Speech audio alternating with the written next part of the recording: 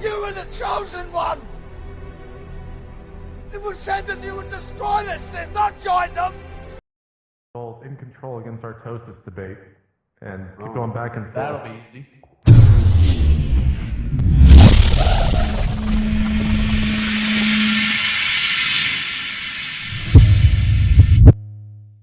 War field stabilized. Want to turn up the heat? We gotta move.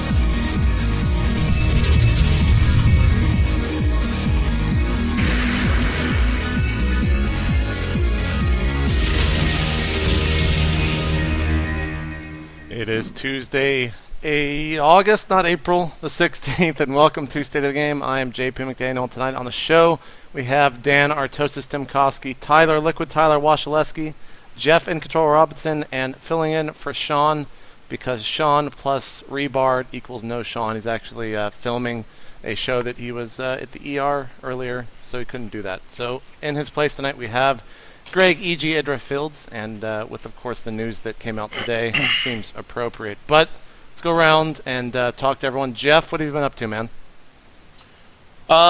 Staying busy. You know, it's we're working 8+ hours a day. Aside from that, Greg, myself, and Machine have been going to the gym every day. Idra broke the 200-pound. I was about to say bench press. Big Pretty milestone. fucking good. Yeah. Why isn't the Muslim going to the gym? The Muslim is a giant pussy. So. And that. He is British, though, so you can't really hold him It's against. difficult to lift the weights above my comfort zone. Right, so you don't want to do that. I see. Right, Ben? How come you don't go to the gym? How come you don't go to the gym? He's got a broken arm. Yeah, okay. We'll see how long that one. How'd he get that? Let's make a 200-page thread about it. it already exists, Artosis. JP, we're also going to be acquiring, not only did we acquire Huck, we also have acquired the rights to Patrick Bateman, the new Labrador for Team EG. Nice. I heard that Idra was going to be joining Team Liquid. That was one of the other announcements that didn't come out today. That's not public yet, JP. Shut up. Oh, well, fuck. They actually were going going to get him. That was part Here's of the the deal, thing. right? They were going to get Idra, but they went with a better Zerg and got Chef instead.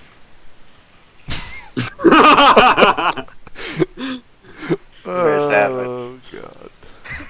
It's alright. It's just true. The best part is you have the Dr. Evil laugh from one Dan Artosis Timkowski. Dan, how's it going, man? How is Korea? Korea's rainy, man. It's like monsoon season's supposed to be over, but it keeps raining all the time.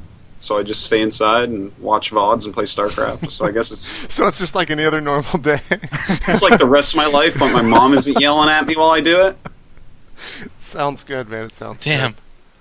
Greg, Every time. This guy always does that. He always interjects like a your little bit of jokes. sadness into something. He always cites the past where it's like, my mom doesn't feed me anymore. I did Where that it's just for you, Jeff. I know like, that I you know. hate about the sadness. We used to ban Dan from talking on Ben about his like personal life because he would always do that. He'd be We like, don't want to hear about the attic. just order pizza. He's like, man, my mom used to order pizza but then eat it for herself. oh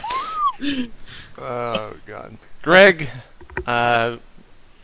what are your thoughts on Huck joining? No, I'm not going to be like everyone else. How's it going, Greg?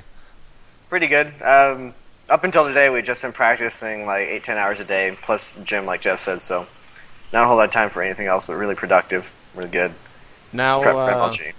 And now we deal with publicity stuff all day. yeah, you were going to be going to IEM. What was there a PR release announced about that, or why aren't you going?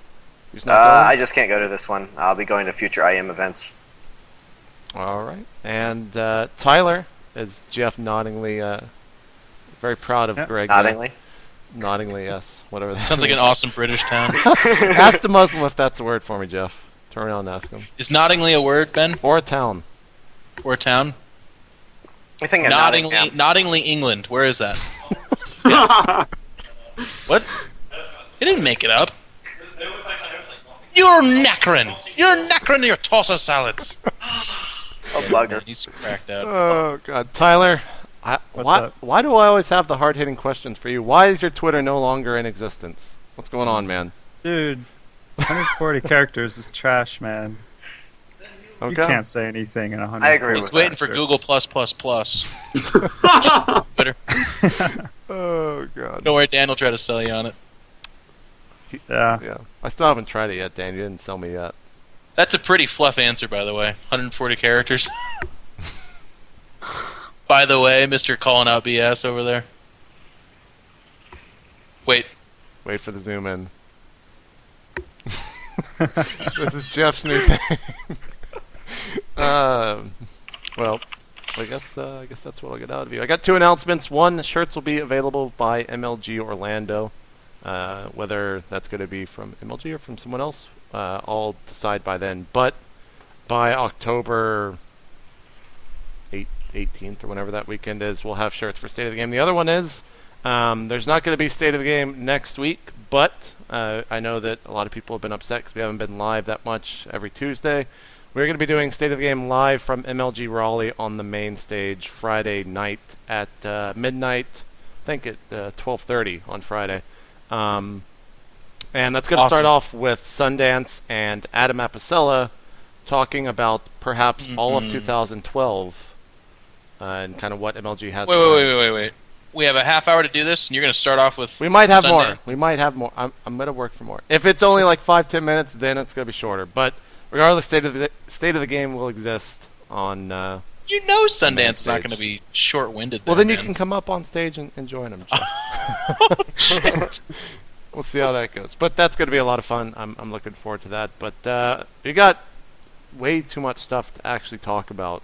And before we actually get into all the news of the day, I did want to actually talk about StarCraft 2 a little bit instead of all the drama revolving around it. I talked to you guys a little bit about this, and it was mentioned to me at the Blizzard Invitationals that you can actually fast expand in PvP. Jeff, you said this isn't something that's new. It's just becoming more popular. Artosis was saying this is something that he's known about, but it's just not as popular. Do you guys, Jeff? It still has its risks. It's safe against a lot of builds, and it's risky against others. So that's why it's got the same problems as other PvP builds. But it's cool because not a lot of people are doing it. And it's not. Which expand are you talking about? Which build is this? Yeah. Well, there's either the fake 4-gate one or there's the Forge fast expand that I've been seeing in PvP. The fake 4-gate, it looks like a 4-gate, but then they just throw it on a Nexus, then they make their 4 gates. And they can actually pull that off. Oh, yeah, I've seen that one occasionally. That one's like really risky, though. Which Forge one are you talking about? Because I use a Forge fast expand on the Korean server right now, PvP, on some maps, but it's not like Forge first. I actually get like 3 units, then make the Nexus. Will that be a different variation that I haven't heard of then? Well, I made that one up myself, so. Oh, god damn it, Dan. JP, did he put that in there? No, not Dan. This is from the Koreans. First of all, it's a tasteless build. Second of all, it's probably not that good. This is something that I was told that Alicia, Choya, MC, and maybe Tester was the other one, that they've started doing a lot in their PvP matchups. Well, if one Korean Protoss is doing it, they're all doing it, so you can just say that. Yeah, it takes like 2 days to spread it to everyone. I don't know, I'm going to have to play a little bit more and see it and steal it, but... what is it, JP? Do you know it? I don't know. I don't actually know. That's why I was at... You guys are supposed to be the pros here, man. I wonder if it's... Not seeing it in GSL. Why would I know it? Not seeing it in GSL. That's I saw... I think that MC did it against Hero the other day when he was streaming. But I didn't go back to watch it. Also, it's from Hero's point of view, so you can't really see too much. But I was just wondering if you guys knew what it was, because it seems kind of interesting to me that maybe the matchup might be changing. But then again, everything's just going to be a slower 4-gate. The next thing is nidusing expansions instead of using hatcheries. Greg, were you asked this question on Inside the Game? Jeff was alluding to it. He wasn't sure if that was that exactly or what. What? Nidusing instead of using hatcheries? Yeah, so like, you can... I think there was a video on this, but it might have just been... Yeah, there is one. It's like a goofy video, though, with like music and like 400 niduses, but... Oh. So, wait, how does a nidus substitute for a hatchery? You nidus into a hatch... Or you nidus into like where a hatchery would be at an expansion, and then you can set all the drones to rally properly so they just constantly go back and forth. So it costs 100 to expand. Yeah, you can put it like right next to the minerals and stuff. It's pretty neat. Is it efficient?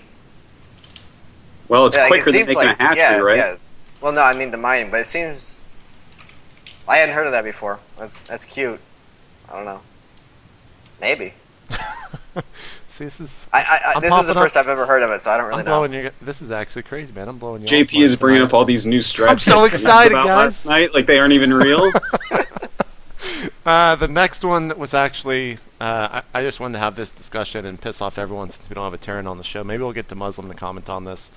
Greg, Ghost Mech play. What do you think about it? Yeah, it's bullshit. Got a map really like strong. Shakuris or whatever where you can split a map.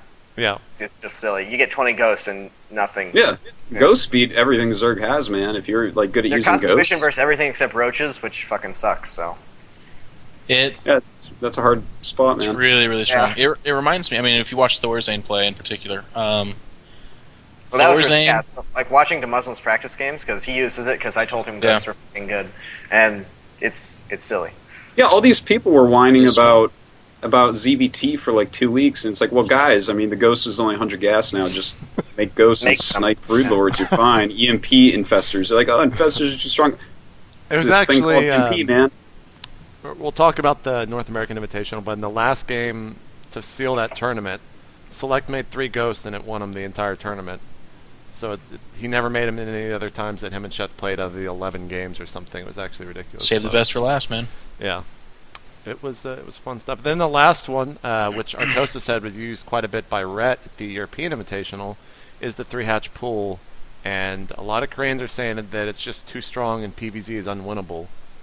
Yeah, I don't know if you guys all watched the European Invitational, but when Rhett was playing against Nanawa, when he was actually going like 3 hatches before gas, like 2 expands.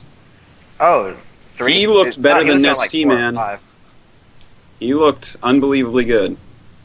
It was. I think you did it a couple times at MLG, Greg.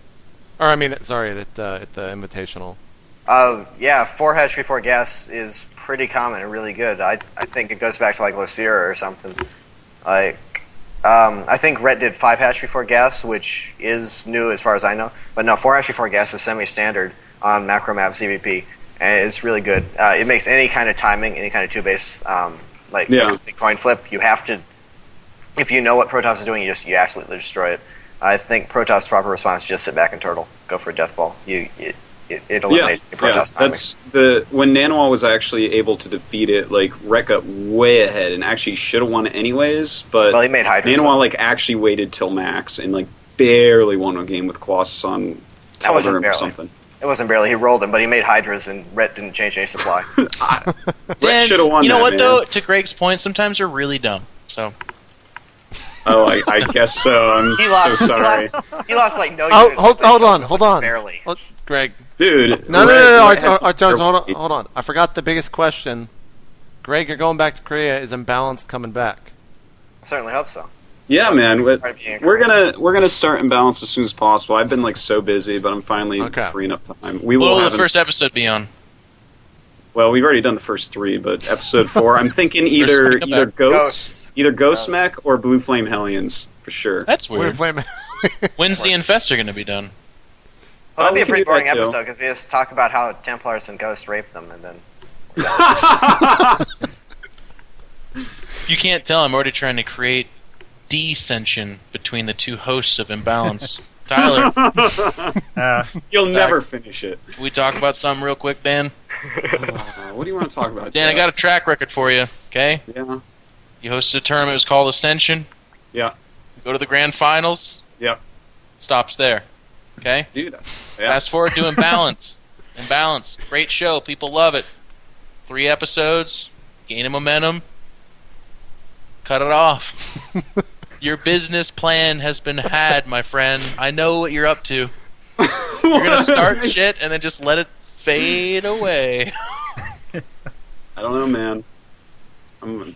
Here's my fear. You and Tasteless Casting, the best. Next GSL, Dan, he's a scuba instructor in Hawaii. Who the fuck knows? Gone. Tasteless and Husky take over GSL. Go for it. He's got no comments. This guy over here. This guy Dan. No comment. Figured him out, man. No comment, man. You figured me out. I messed up. There you go. One could say I've even ascended to knowing what you're up to. You're so dumb. See, the best part is, here's me turning to read the chat. There's the spam of LOL, and I feel actually better about my life today. And now I turn her back around because that's awesome. Let's move on. Talk about the big news of the day. Drewby is going to Korea, guys. Joining the MVP house. I have to keep. No. I started this whole shitting on Drewby thing at MLG Anaheim. I have to keep it up. Jesus. He's going. I have to say, I just got done laughing about the Ascension thing. Still, I just had 10 fucking pages of thinking I was laughing at something, and they were mad at me. So just clear. Greg, you made it pretty known your thoughts on this early on inside the game. Do you want to rephrase that? It's just so like the state of the gamers can experience what. I can't imagine how he's like Canada B Team 2 vs 2 from StarCraft 1, and he's now flying around the world for StarCraft 2. But he's bad. Like, look at the first Europe show match thing. He shouldn't be wasting his time on StarCraft 2. Took a legitimate game off MMA. Apparently his TBT is really good. Did he? I don't believe that. So some said he actually had the series. I think one of the games MMA came back and beat him. Who said? Some forum. Forum. Okay, there we go. Probably some Protoss player. Am I right? Am I right? Oh man, I just realized that if I'm shitting on Drewby, then it's obviously because he's with Leah, and that's the whole reason. God damn it, the chat's gonna eat me up, man. Well, they wouldn't have said that if you hadn't. But no, it was already being said. That's why I turned around. I was like, oh fuck, they got me. Oh, I understood. JP. I didn't think this through, guys. You just like the drama. Yeah. Well, let's talk about the fact that there's going to be a bajillion foreigners in Korea coming up here pretty soon. This is kind of the transition coming out of the Dribba going to Korea. Is this a sign of things to come? I mean, are the best players going to have to live and reside in Korea and fly to other events outside of that and not play in the GSL? I guess most notably, Greg, you're going to be going back to Korea. What are your thoughts on it? I don't know. Like I said inside the game, you do have to practice in Korea to be the best internationally. Yeah. And with Koreans coming to every big tournament now, you're not going to win them as someone who's not doing that. So, yeah, I guess anyone who really wants to compete at that level is going to end up having to go Korea until we really develop a stronger basis for international play. And if Korea keeps growing in terms of gaining more B-teamers and more StarCraft 1 players, I don't really see that changing. So, yeah, I think more foreigners are going to be coming to Korea. Artosis, what are your thoughts on it? Yeah, you have to come to Korea. I mean, these people just living in their houses, like playing haphazardly on the ladder or like practicing against other people who play incorrectly. I mean, anyone that's following what Nanawa's saying on his Twitter and stuff, he's telling you, man, he's a guy that was in Europe and really good and could take some games off Koreans. And he comes here, he's like, oh my god, it's like a different world. And he said specifically, finally he's learning to play right. And that's the case. That's one of the reasons why Greg has been owning people, even after he goes back, because he's got all this residual, how to play correctly stuff. Like, anyone who comes over, you see huge jumps in their skill. Jinro was absolutely nothing, then he comes over and gets good. Huck was terrible when he came over, and he became amazing. Jeff came over, and he was quite good when he came over, and then his skill improved dramatically. Like, nice, it happens with everyone. And look at the best people that we have. Like, Rhett, he was in Korea for a while. Okay, yeah, true. Tyler, he was in Korea for StarCraft 1. It's a lot of these players are going to go to Korea and get better, and you have to do that if you want to actually be a competitor, not just one of these guys that makes 200 euros a month to place top 20 in something. It's what you're going to have to do. Do you think we're going to see a big difference in Naniwal next week in Raleigh, or is it too soon, Artosis? I think it's too soon. I mean, he'll do well again. He's been doing well. He keeps getting like top non-Korean there, right? So yeah, I'm sure he'll do well. 7th or 6th or something. Yeah. But is he going to be ready to take it down? I'm not sure. It takes a while for Korea to really sink in because he's going to be playing probably a slightly new style that he's not too used to, and so I don't know. We'll have to see. But looking at his group, I mean, Korean play PvP, that's really going to help him out for that group. So we will be taking a look at the groups for MLG a little bit later in the show, but we've got a lot of stuff to get through first. Tyler, you lived over in Korea for StarCraft 1. You've been over there. You've experienced what it's like. Is that the place that foreigners have to go, or is it just by a case-by-case type scenario? I mean, I think for StarCraft 2, you do have to go. With StarCraft 1, we had the iCup ladder, so you could play Koreans with good latency as much as you wanted without moving to Korea. So, I mean, for StarCraft 1, I'd honestly say you really didn't have to move to become pretty good. I think someone who was really dedicated at StarCraft 1 could play iCup and move to Korea and, like, go straight onto an A team. Not be anywhere near the best, but they could be pretty damn good. And now with StarCraft 2, it's not really possible. The only reason that would be possible is because the level of competition hasn't risen nearly as high as StarCraft 1 got to, but that's just because StarCraft 2 is a new game. So I gotta ask, are you ever gonna be over in Korea for Star 2? No, I don't think so. I mean, I think playing with latency is definitely a huge problem, but it's not impossible. So I think if I was super serious about being the best I could, I would just play on Korea server from North America. Have you researched any like tunneling programs or anything? Because I know that you can bounce off of different servers for ping issues. It doesn't. It does. Yeah, it doesn't. It doesn't work at all. No, it doesn't really. It doesn't make a noticeable difference. Okay. Yeah. All right. I was curious. Jeff, what are your thoughts on all the foreigners going over to Korea? It's awesome. It's just, I'm so happy that there's so many different organizations getting behind these players and sending them off to a very expensive place to go, with the full intention of them getting better at StarCraft. Right? Like it's not. Yeah. There's not a huge. I mean, there is going to be some publicity there for sure. They're going to be the talk of the town, but there's not like, it's not like the Intel trip to Korea, or it's not monetized that way. It's purely to make them better players, and I think that's really, really cool. And some of my favorites are going over there. I think Nanny was one of the best foreigners. I think Thorzane's one of the best foreigners. A lot of people talk about Sase. I think he's got a lot of potential. Phoenix is over there right now. Just some really, really good, strong representation from the foreigner squad, and I really hope that they turn in results. One thing that I did actually have a chance to watch last week was the Code A game with all the foreigners, or the Code A night with all the foreigners. Did anyone else happen to watch it here? I saw like 2 or 3 of the matches. I watched most of those matches from the foreigner night, the night of Sweden. So I watched them all. Yeah. What were your thoughts on the matches? I guess is how I'll propose this. I thought Thorzane did well. Everyone else got owned, man. It was pretty bad. I know. Okay, whatever. Give me the hate, but they have an excuse, man. They were traveling the day before. Like, of course, no. It's fucking really hard to go from one event to the next. Hey, if you watch the F United, like, what was it? A day or two later? Yeah, they owned, man. Who did they play? They MVP? way outplayed. Was that it? Yeah. Yeah, and MVP's doing so well too. So Naniwal won that ace, MVP right? didn't use Dongregu or Keen, I don't think. It was a half power. Okay, I'm not afraid of Keen in that lineup, but he's still one of their better players. I think they have some other players better than I think him. Genius I don't was know. a really good player who played. Yeah, Naniwal beat him in the final. Dan, will you pipe down, please? Idra's trying to talk. Terrible person. No, they did really well, though, and you could see that after a couple days and getting more used to it, they did a better job, and I think they'll do a good job next season as well. I'm hoping. I heard, and again, this is just me hearing. It's not like an official word. Someone said they're not going to take GSL very serious because they're there to train more, and they don't necessarily care about the GSL run.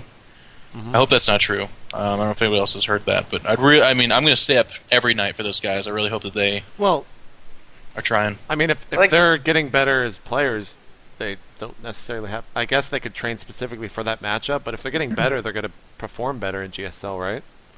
Yeah. It's not like someone's going to show up to GSL and just blow it off. I mean, they're going to be taking it seriously. That's what I would think, too. I don't know. It's probably a stupid statement that doesn't really mean anything. It might have been one of the emotional responses that Nanny shoots out there about every day, but I'm rooting for him, man. Every time, I can't help it. Every time a foreigner's playing, I'm rooting hardcore. I don't care who it is. Like, I'd like them to do well.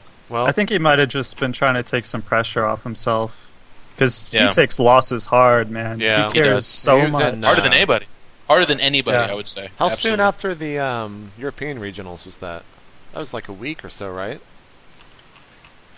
Something like that, really fast. He was pretty, from what I was told and saw in the pictures on Reddit, he was pretty emotional after the losses in that event.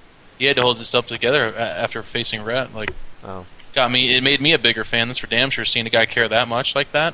Just took second place, got himself a big chunk of cash. Yeah. He didn't give a fuck. He was pissed. The honey badger. I like Nano more and more every single time I see him like type anything or say anything. Like when he first popped on the scene, I really disliked the kid. He was just this scrub cheeser that was so bad manner, and now he's like this guy with the mind of a champion. It's That's totally right. You awesome. did hate him back. I remember that. Well, he hated Everyone me, man. did. I didn't do anything. He was like actually flaming me on forums. I'd never talked to him and stuff. Like on forums no one reads, like the MYM forum. I was so confused. He just goes there's like, where's this Artosis son of a bitch? I know, he's just like calling me a scrub and stuff. I'm like, who are you? Oh, the guy who never makes a Nexus. Okay. But no, he became so good, and every time he types now, he's just like disappointed in himself for not winning more, and he's just like, I have to train harder, and he's in Korea, he's doing it, he's working his ass off. So, I mean, I'm becoming a huge Nanoa fan, man. I can't wait to see where he actually goes.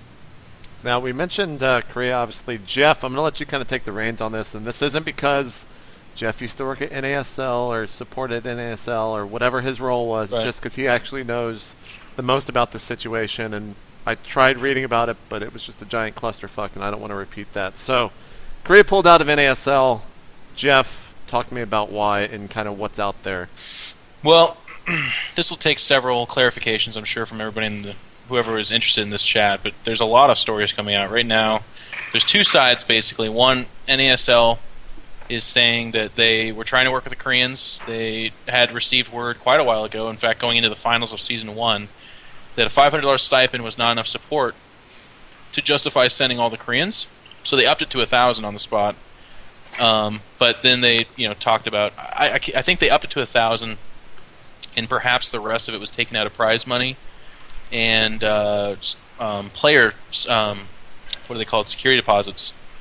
So that was their story. And then going into Season 2, all was supposedly fine. And then their problem was that in the 12th hour, the Koreans pulled out because essentially, which then now goes into the Korean story, which is that they don't like that there is a security deposit at all. They think that that's, it shows mistrust with the players. It's another expense to them. Why do they have to do it? And then their players are not being treated correctly because they have to pay more money to go over there. They were upset that they had to pay for their ticket from the airport to the event, I suppose. And I think they were saying they didn't like how the event was ran as well. They said for a big event, it was amateurishly. Is that a word? Amateurishly? It's all right, man. I made up a fucking town in England earlier, so let's just go with it. Let's go with it. It was ran in an amateur fashion. And you can see all those comments, and MVP's Coach Choi weighs in. Yeah, this actually right now just came out on ESFI, ESFIworld.com. It says, I'm not saying these things because of the ill will towards NASL. I have no reason to hate NASL. I just simply wish as a fan of the major tournament that NASL would be able to fix their mistakes in order to improve as an event. There's a bunch of little blurbs in there that are pretty big. It's the biggest clusterfuck ever. NASL was talking to some people. They thought they were the people making decisions. It turns out they weren't. The people that are actually making decisions are actually 10 separate people that are working away from SC2Con, or so they claim. So there's all these kinds of different people communicating with each other that are but you're not supposed to be talking to that guy, you're supposed to be talking to me. So it's gotten really ugly. There's been 4 different announcements about it, 4 separate threads, because each time it's supposed to be the definitive new story, but it's actually not because something else changes. So it's kind of confusing for the community, I think. Yeah, one of the big quote I think from that article is, the players and teams who participated in the Season 1 NASL Grand Final returned with disappointment. He continued, the Korean players were very disappointed by how amateur NASL was in running such a huge tournament. I think for the most part, that was Boxer's first time over in North America, correct? For StarCraft 2, right? If you don't count the BlizzCon events where he faced. Oh, that's right. We're Fruit Dealer. Fruit Dealer, yeah. Yeah. So I mean, what do you?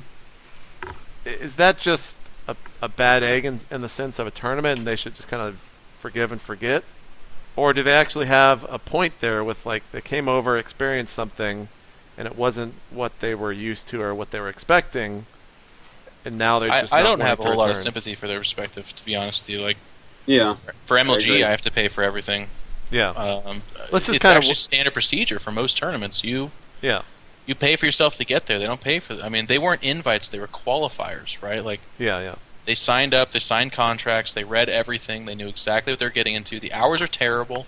It is a more expensive ticket for them to come over there. I understand all that. But let's not kid ourselves. They know what they're risking and what they have the potential reward. It's a smaller tournament in terms of Korean density for a higher prize than most of the tournaments that they compete in. Mm-hmm. So the risk to reward, yes, there is some risk, but there's a much, much higher reward. So it's kind of silly to go into every tournament, I think, and expect everything to get handed to you, and then there's just the risk of you winning everything. That seems... I mean, that's awesome, and that does happen, and those tournaments need to be held up on a pedestal, but it shouldn't be expected that every tournament do that, I don't think.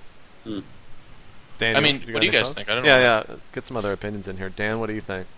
I don't like the way that it was handled. I mean, they just pulled out right before Season 2 started, right? Yeah, it was, Am I right think, on that? Okay. days. Like, I think the preseason for NASL started today, right?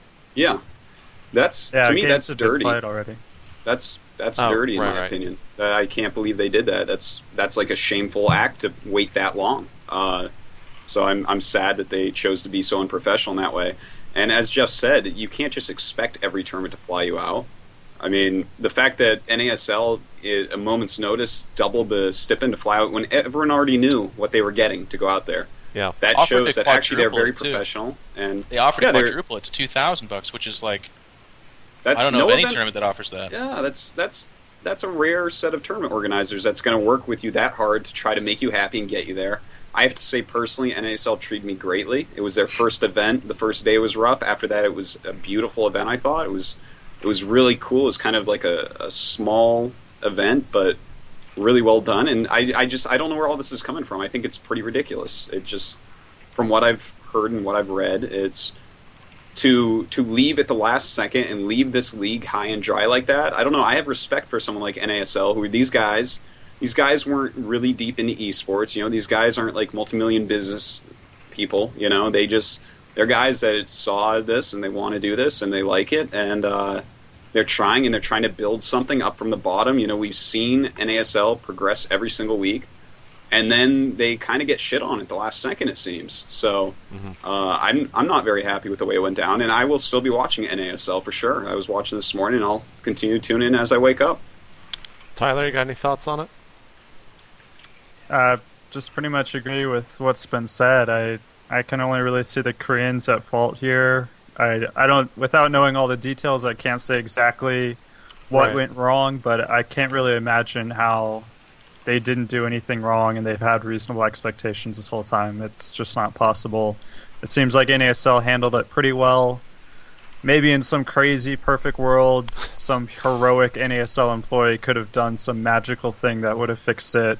That's, you can't expect that. I think they handled it as well as could be expected and professionally, and then the Koreans just did something dirty. Greg, you got any good one-liners? I haven't really followed it, and I didn't actually watch the NASL finals, but yeah, it definitely seems like the Koreans are acting very entitled here. No one expects that much support going to a tournament. If you get a full invite thing from like Blizzard, then yeah, you get that kind of treatment. Well, but yeah, that's Blizzard and that's full invite. This is not that. You can't expect it. To be honest, if you look at this as well, because from what I've heard, right, like Slayer's Boxer was involved in this in some way. You guys were saying, like, he actually bowed out beforehand. He said that it was just waking up at that hour and going to this event wasn't worth it for him, so he was going to be part of it. Okay. And he did it very diplomatically, actually. That's good then. Never mind on that. But I don't know.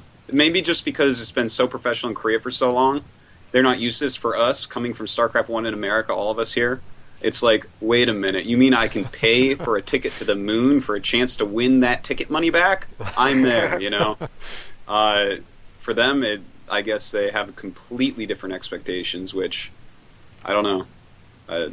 They don't line up with the way I feel. That's for sure.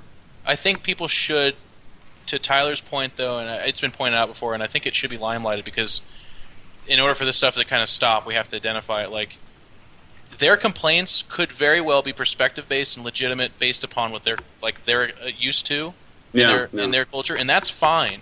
The part that we need to, as a community, have an issue with is that they very much so purposely waited till the end of the line, the last moment. And what people need to detach themselves from is they did that purposely, not necessarily to hurt the NASL, but because when you're asking, when you have like they have the celebrities, Koreans bring the eyes. They're the top players. When they wait to the last minute and say quadruple it, they're expecting like well, I have nowhere to go. I'm in the corner. I have to say yes. And NASL stood up for themselves. They said, sorry, we're not going to do it. And I don't think the Koreans anticipated that, so that's why this is all public and it's really messy. And that kind of business that's not good. I don't think we should allow that. We have to allow it, but what I'm saying is in the future we should hold that against that kind of business endeavor. I mean, when NASL was first announced and I saw the ways NASL was protecting themselves, I kind of took issue with it as a player. I was like, okay, if we're going to get all professional, then I want protection too, and all this kind of stuff, and I'm fighting for player rights and that kind of shit. But even like coming from that perspective, and from season 1 going into season 2, like this is just not how you handle it. Like if you have an issue with anything, you have to be straightforward.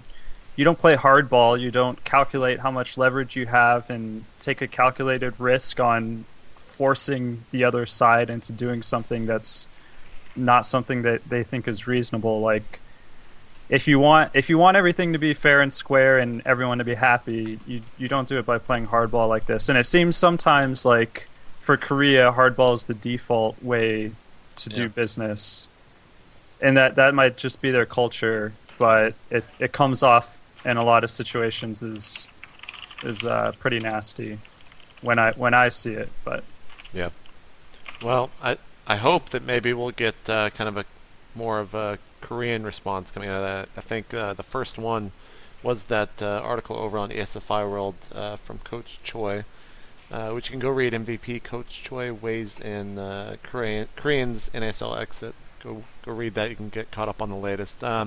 Moving on though, the IPL 2 finals were last night. That was White Raw beating Nurchio, I think 3-1, maybe 4-1 if it was a best of 7. I forget exactly what the final score was. 3-1. It was 2 best of 5s. Nurchio had to win 2 best of 5s. But I might be completely off base. I think I started watching in game 2, and it only had like 14,000 people watching, and it was all from replays, I'm pretty sure. Does that hurt the credibility? I think they had 20,000. I thought I saw 20,000. I know it probably picked up towards the end. That's why I was asking you guys in chat, because I didn't want to make a huge error. Someone in chat could probably tell us as we'll watch. But do you think that running a tournament like that with replays hurts the spectatorship of it at the finals? I think replays is okay, but the fact that it was like 2 months delay, that really hurt it for me at least. It's just the strategies people were using were out of date. Maybe even the patch version. I'm not entirely sure about that. But the games did not line up with what we're seeing from players right now. And that really took a lot out of it for me. And it's just when something is that far behind, I think that messes it up. But replays themselves, I don't have any problem with that. It was 27K for the, I guess, max is what the chat's saying. But I kind of feel like that's almost the only way to do that when you kind of have a global online tournament is replays, because there's no way you're going to be able to play all that live. Replays, yes, but there's a threshold, I think, in time. That makes sense. NASL is a day, and I think, oddly enough, and again, you can call me biased or whatever, I think it being 1 day actually mitigates that point. There's of course no doubt that live is the best option, albeit for the cheaters. But a month or two, it just sucks a little bit of. I can actually feel it. I got on people that were like, "A day delay? That's stupid. This is terrible." And I was like, "What are you talking about?" But actually, with this, you could really feel it. Now, I will say this: if they're able to get around that and still have the production level they do, sky's the limit, man. Is that the graphics are awesome? You think? Yeah, absolutely. And I think it's doable too. The graphics and stuff they had, they can pull it over. I don't know that you're going to be able to do the ESPN 3-man desk thing in between games, which I thought was awesome. I would love it if they could do something like that. Uh-huh. But 27,000 for the grand finals of that tournament, that's not what they were. I would be very hard pressed to believe that that's what they wanted. Yeah, I knew that the numbers were low. I just didn't know that they were 27K. Tyler, do you have any thoughts on it, or Artosis? No, I think IPL. It's like a show. It's kind of like a television show, I guess. If the same type of thing happens with documentaries. I've been seeing more and more documentaries lately of StarCraft and Street Fighter and all this stuff. And it takes a while to actually make something, to actually produce something out of the footage you have, and this is kind of the same deal where, I'm like, I just watched the Mike Ross one the other day, and it was good? For EVO. Yeah, it was a great documentary, but the end of it was EVO 2010, and I just watched EVO 2011, a couple weeks ago. So it's true. It was late, but it's still a great show, and I think IPL is the same in that. Yeah, it's a little bit late, but they're adding production value to that. They're making sure that they have all these great players. It's a great prize pool. It's great commentators. It's different than the other ones. I'm as big a fan of live stuff as anyone, but IPL is just kind of like this nice additional show that's on that you can watch. It's true. Kind of on the upswing. They announced IPL 3 entitled Origins, I guess is the name of this, Season 3. The finals will be taking place in Caesars Palace in Atlantic City. $100,000 with kind of one of the most interesting points about this announcement is the prize pool breakdown. 17th through 32nd is $1,000. So I think if you qualify for this, you already make $1,000 just for showing up. 30,000 for first, second is 12K, then it kind of breaks down further, but it seems pretty evenly sparsed out. I know Jeff and Greg, you guys talked about this a little bit on Inside the Game, so if you want to retouch on it, you can here, but primarily Artosis and Tyler, just want to get your initial thoughts on it. So Artosis, what do you think, IPL 3?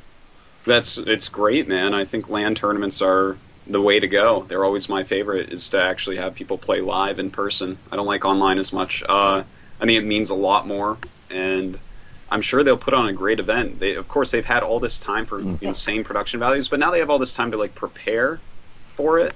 I can't wait to see it. I'm really excited about it. Yeah, they actually have a link to the venue, or at least the stage that it'll be at, in this thread over on Team Liquid. It looks definitely unlike it. Kind of looks like the Blizzard EU stage that they had there a little bit. But it'll definitely be a great event. I think it'll be on October 6th. I think I'm gonna try to make it out there, though. Although that's the week before Raleigh, or no, Orlando, which is the week before BlizzCon. So that's a lot of traveling. But we'll have to see. Tyler, you got any thoughts on it? You gonna try qualifying? I like the. Yeah, I'm gonna play the qualifier. I like the prize distribution. Mm-hmm. I mean, I don't know if it's perfect, but I like the general idea. For 32 people to be pretty damn happy, I mean, $1,000, you're happy to win that. So 32 people leaving that place happy is pretty awesome. So I like that. And 30,000 for first place, that's still big enough. Yeah. For promotional purposes and stuff. But of course, they're going to promote the 100,000 total. Right. Total prize pool. So, yeah, I think it's pretty cool. One of the other big blips from that announcement was the fact that if you're under 21, you're not allowed in the venue. There's a way around that, though. Do what? Yeah, to observe. You can go in as a player, which it's probably some gambling law or something. I don't know the specifics. But is that going to hurt live audience, you think? Well, obviously, there are people at MLG under 21. Mm-hmm. They cannot go to IPL. So, yeah. Is it going to be enough to... Well said. I mean, is it going to be enough to make the tournament... His logic is flawless. He's pretty good at that. Is it going to be enough to actually hurt the tournament kind of overall, or you think there'll still be enough people showing up? There'll still be a ton of people. I don't think it'll be a huge deal, but I kind of question the rationale for having it at a venue like that. Like, what is the benefit that makes it worthwhile to exclude a chunk of your audience? I don't really understand. He wants to incorporate people betting on players and matches. Are they actually going to do that? Sports betting areas, yeah. Okay. It's just a different style. There's been MLGs at these cities, and that's been nice. There was rural California for NASL. Now this is going to be Atlantic City, which is the poor man's Vegas. So it should be... The lights will be up, man. Should be a lot of fun. I think... They haven't started the first qualifiers this weekend, right? They haven't played them yet. They just announced it today. Yeah. This weekend, I think. Okay, yeah. Cool. So we'll be all watching that. Let's move on to a tournament that's already happened. The Blizzard Latin American and North American Invitational. Don't have to talk too much about the Latin American, although I'm sure Dan wants to get in the fact that Six Jack's Major won. Were you very proud of him, Dan? Of course. Did you watch his games at all? No. Well. I didn't watch that tournament. There's so much going on, man. I'm sorry. I have to watch my Korean games and the games that have, the highest level foreigners. I just don't have time for everything, and that had to be cut out. You didn't watch your protege major? No, I mean, it was obvious he was going to win. Wasn't that He's my obvious? protege, man. Obviously, come on. He almost lost the reason. He had some tough times in their killer game. He did almost lose the reason. That's actually true. What race was Reason playing? He played TVZ the entire tournament. It had to be Zerg. Yeah. That was the only matchup he played all tournament long, which is kind of silly. The only reason he won. Just got to play a bunch of Zergs. Did he make Blue Flame Hellions? Because if I remember StarCraft 1 correctly, man, there's probably a lot of Zerglings in that tournament. Almost every game it was a Stem Marine Hellion push that just lasted forever, just streaming across the map, and he took out everyone almost every game. Although he did kind of vary it up a little bit. North American Invitational, did you watch that, Dan? I think you did. The European one? No, the North American one. Oh, I watched almost every game in that. What are you asking me about? Thoughts, games, important ones. What were your thoughts? I felt again they didn't really perfectly choose the players for it. There were some good games by some of the lower 4 players as opposed to the upper 4, but you could tell when it got to the top 4 players, it's like, well, these ones obviously are the ones that are supposed to be in the top 4, 100%. You know, I even felt like they showed a level beyond Kiwi Kaki, which is, you know, obviously he's been great for a long time, but the top 4 obviously should have been the top 4. I was slightly surprised with how it turned out, though, with Select like owning it up and my little Gregors like losing that game to Huck on Shakuras. That broke my heart, but it was a good tournament. I liked it. Jeff in the finals selected one build in 5 games. Do you want to comment on this? I know in the past you've been. He's proven me wrong. It works apparently, so who gives a shit? The most important thing I can take away from that, from me, and of course I'm biased, is there's a little story. Dan will know this. Tyler might know this. Greg knows this. Many years ago, Machine used to be an actual machine. He'd do the same build every single time. And people knew this, so he would enter every tournament, and people were like, okay, well, if I attack before 4 minutes, he actually doesn't have any. He can't stop it. He gets cheesed. He faced last Gosu, and I believe it was a WCG qualifier for the finals. Last Gosu bunker rushed him on Blue Storm, and Bryce struggled and held it off, and it was like the most epic comeback ever. And in that moment, he actually became a different player. He actually like broke through the mold. He like learned tenacity, and that like you don't have to just give up, and you don't have to throw. You know, he just became a better player. That moment, I'm hoping beyond hopes, happened at the North American qualifier when Mr. Greg Fields on Metalopolis against one DDE had his third base smashed. And everything looked like he was going to give up. I kept like... Well, we even said it in the cast, every heart palpitation, I saw the GG, the GG, the GG. But it never came.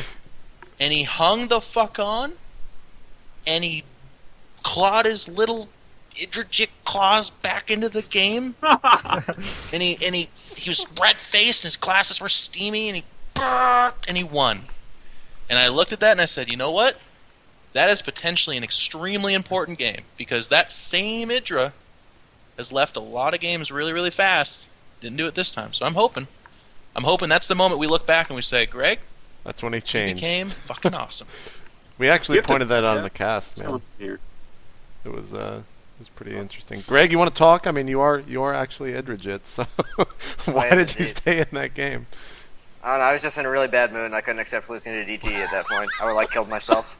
There you go. There you go, guys. Before every single MLG, I'm gonna orchestrate like the worst day you've ever had. Like you're gonna wake up, there's poo in your shoe. Hobbs is gone, maybe. You know, like you were supposed to get a ride to the venue, but you couldn't, so you walked in the rain so that it would hide your tears, and then you get there and you crush it. I'm gonna make it happen. Next question I have for you, Greg, is at the time when you shook Huck's hand, did you realize that you just told the biggest secret and gave it away? Because you never do that. People didn't really figure it out. I knew it immediately when it happened. I was like, Greg, you shouldn't have done that. You didn't already know? I knew. I was just like, Greg, that's actually like a big fucking sign, man. Why the fuck did you do that? No, it's his fault. He initiated it. And he actually told me, he was thinking like, oh, I can go do this to him. He can't turn me away now. We're teammates. So he was fucking with me. But no, I didn't really give much thought to it. I was just like, yeah. It was in all the conspiracy threads, man. That was one of the big points. You shouldn't have done it. No, you know what, though? In Greg's defense, he didn't make eye contact, though. I mean, can we give Greg a little bit of props? He smirked, though. He smirked. Just smirk, handshake, but not going to fucking look at you. That was a smirk of disgust at Blink Stalkers. Yeah, that was exactly it was what like, I've seen that smirk before on that kid's face. Yeah. That's not a happy smirk. That's actually what it looked like. Zoomed in and everything. Me. Think you're so good. What did you think of that tournament, Greg, and how you played in all the games? I played shitty, so I'm not a big fan of it. Although that game against TT1 on the ladder map was kind of cool, because that was like the second time I'd ever done that build, and I won with it. Was that the Infestor Ling build? Infestor Ling timing attack, yeah. I remember that. So like that was it is a tough build to execute. Jeff, that's when you got to do the zoom in, man. Holding down T and clicking a lot, that's pretty fucking hard. I don't know. But here's the zoom in. Everyone wait for it.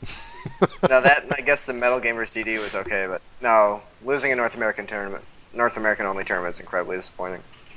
Now, I didn't get a chance to talk to you after the Sheth series. But how upset were you after that series? It just felt stupid, because like the first game was the Temple Bane all in, and I just didn't get my own tech in time. Like I held off. I knew he was going to do it, because we've played a bunch of series recently, and I always went like 15 hatch, 16 gas, 15 pool, which is pretty greedy. Mm-hmm. So I figured he was going to try and cheese and punish it. And then I held off the 10 pool easily. I didn't lose any drones. But then I just didn't get my own tech in time to stop the Baneling all in follow-up. And then the second game was just a roach timing, and I was trying to do too many things at once and got caught. He never plays that aggressive, and I got complacent. So it was a stupid series. Were you at all surprised by Select winning that tournament? After I lost to Sheth, no. Because Select was saying he practiced only TVP. Mm-hmm. He had a ridiculously good hold on it at the point. And I figured, if anyone's going to take him, if anyone's actually going to be able to beat him, it would be me, Huck, maybe Kiwi. And so given that he was focused completely on TVP, it's not too surprising that he beat Huck pretty well, pretty easily. And then Kiwi, he didn't get to play. Mm-hmm. And then after I lost to Sheth, we saw Sheth. TVP looked scary. He was good. I would have felt very confident versus Sheth, because CVT is still my best. Obviously, he didn't practice CVT too much, but Sheth's CVT is just... You mean Select, right? You're saying Sheth's CVT is not good. Is that what you're saying? Yeah. Not good. I think that was both their worst matchups. I think both players told that to me. I know Sheth's CVP is his best. I think his CVT is better than his CVT. Jeff, what about Select's TVP was scary? I mean, I think everyone kind of saw the Tal'Darim altar. If not, you should go watch that game against Huck with the medevac control. That was pretty interesting. Yeah, but he's always had the control that was there. I feel like one of his weaknesses as a player was certainly his macro game. And at least in TVP, he was doing some stuff that was figuring it out pretty heavily. And he's been training for a while. He actually talked about, even going into NASL finals, he trained specifically for MC the whole, he skipped out on a DreamHack or whatever just to train for that. So yeah, he is a professional of the professionals, and it showed. I do want to say this, and it's great that I still do this. It makes the forums fun. I did not find his TVZ very good. Relative to what he was facing, okay? So it's not like I'm saying it's a bad matchup for him. But against Sheth, and did he play another Zerg? Or was it just Sheth a whole bunch? Just Sheth. It was Sheth 11 Sheth maps a whole bunch. or something like that. Yeah.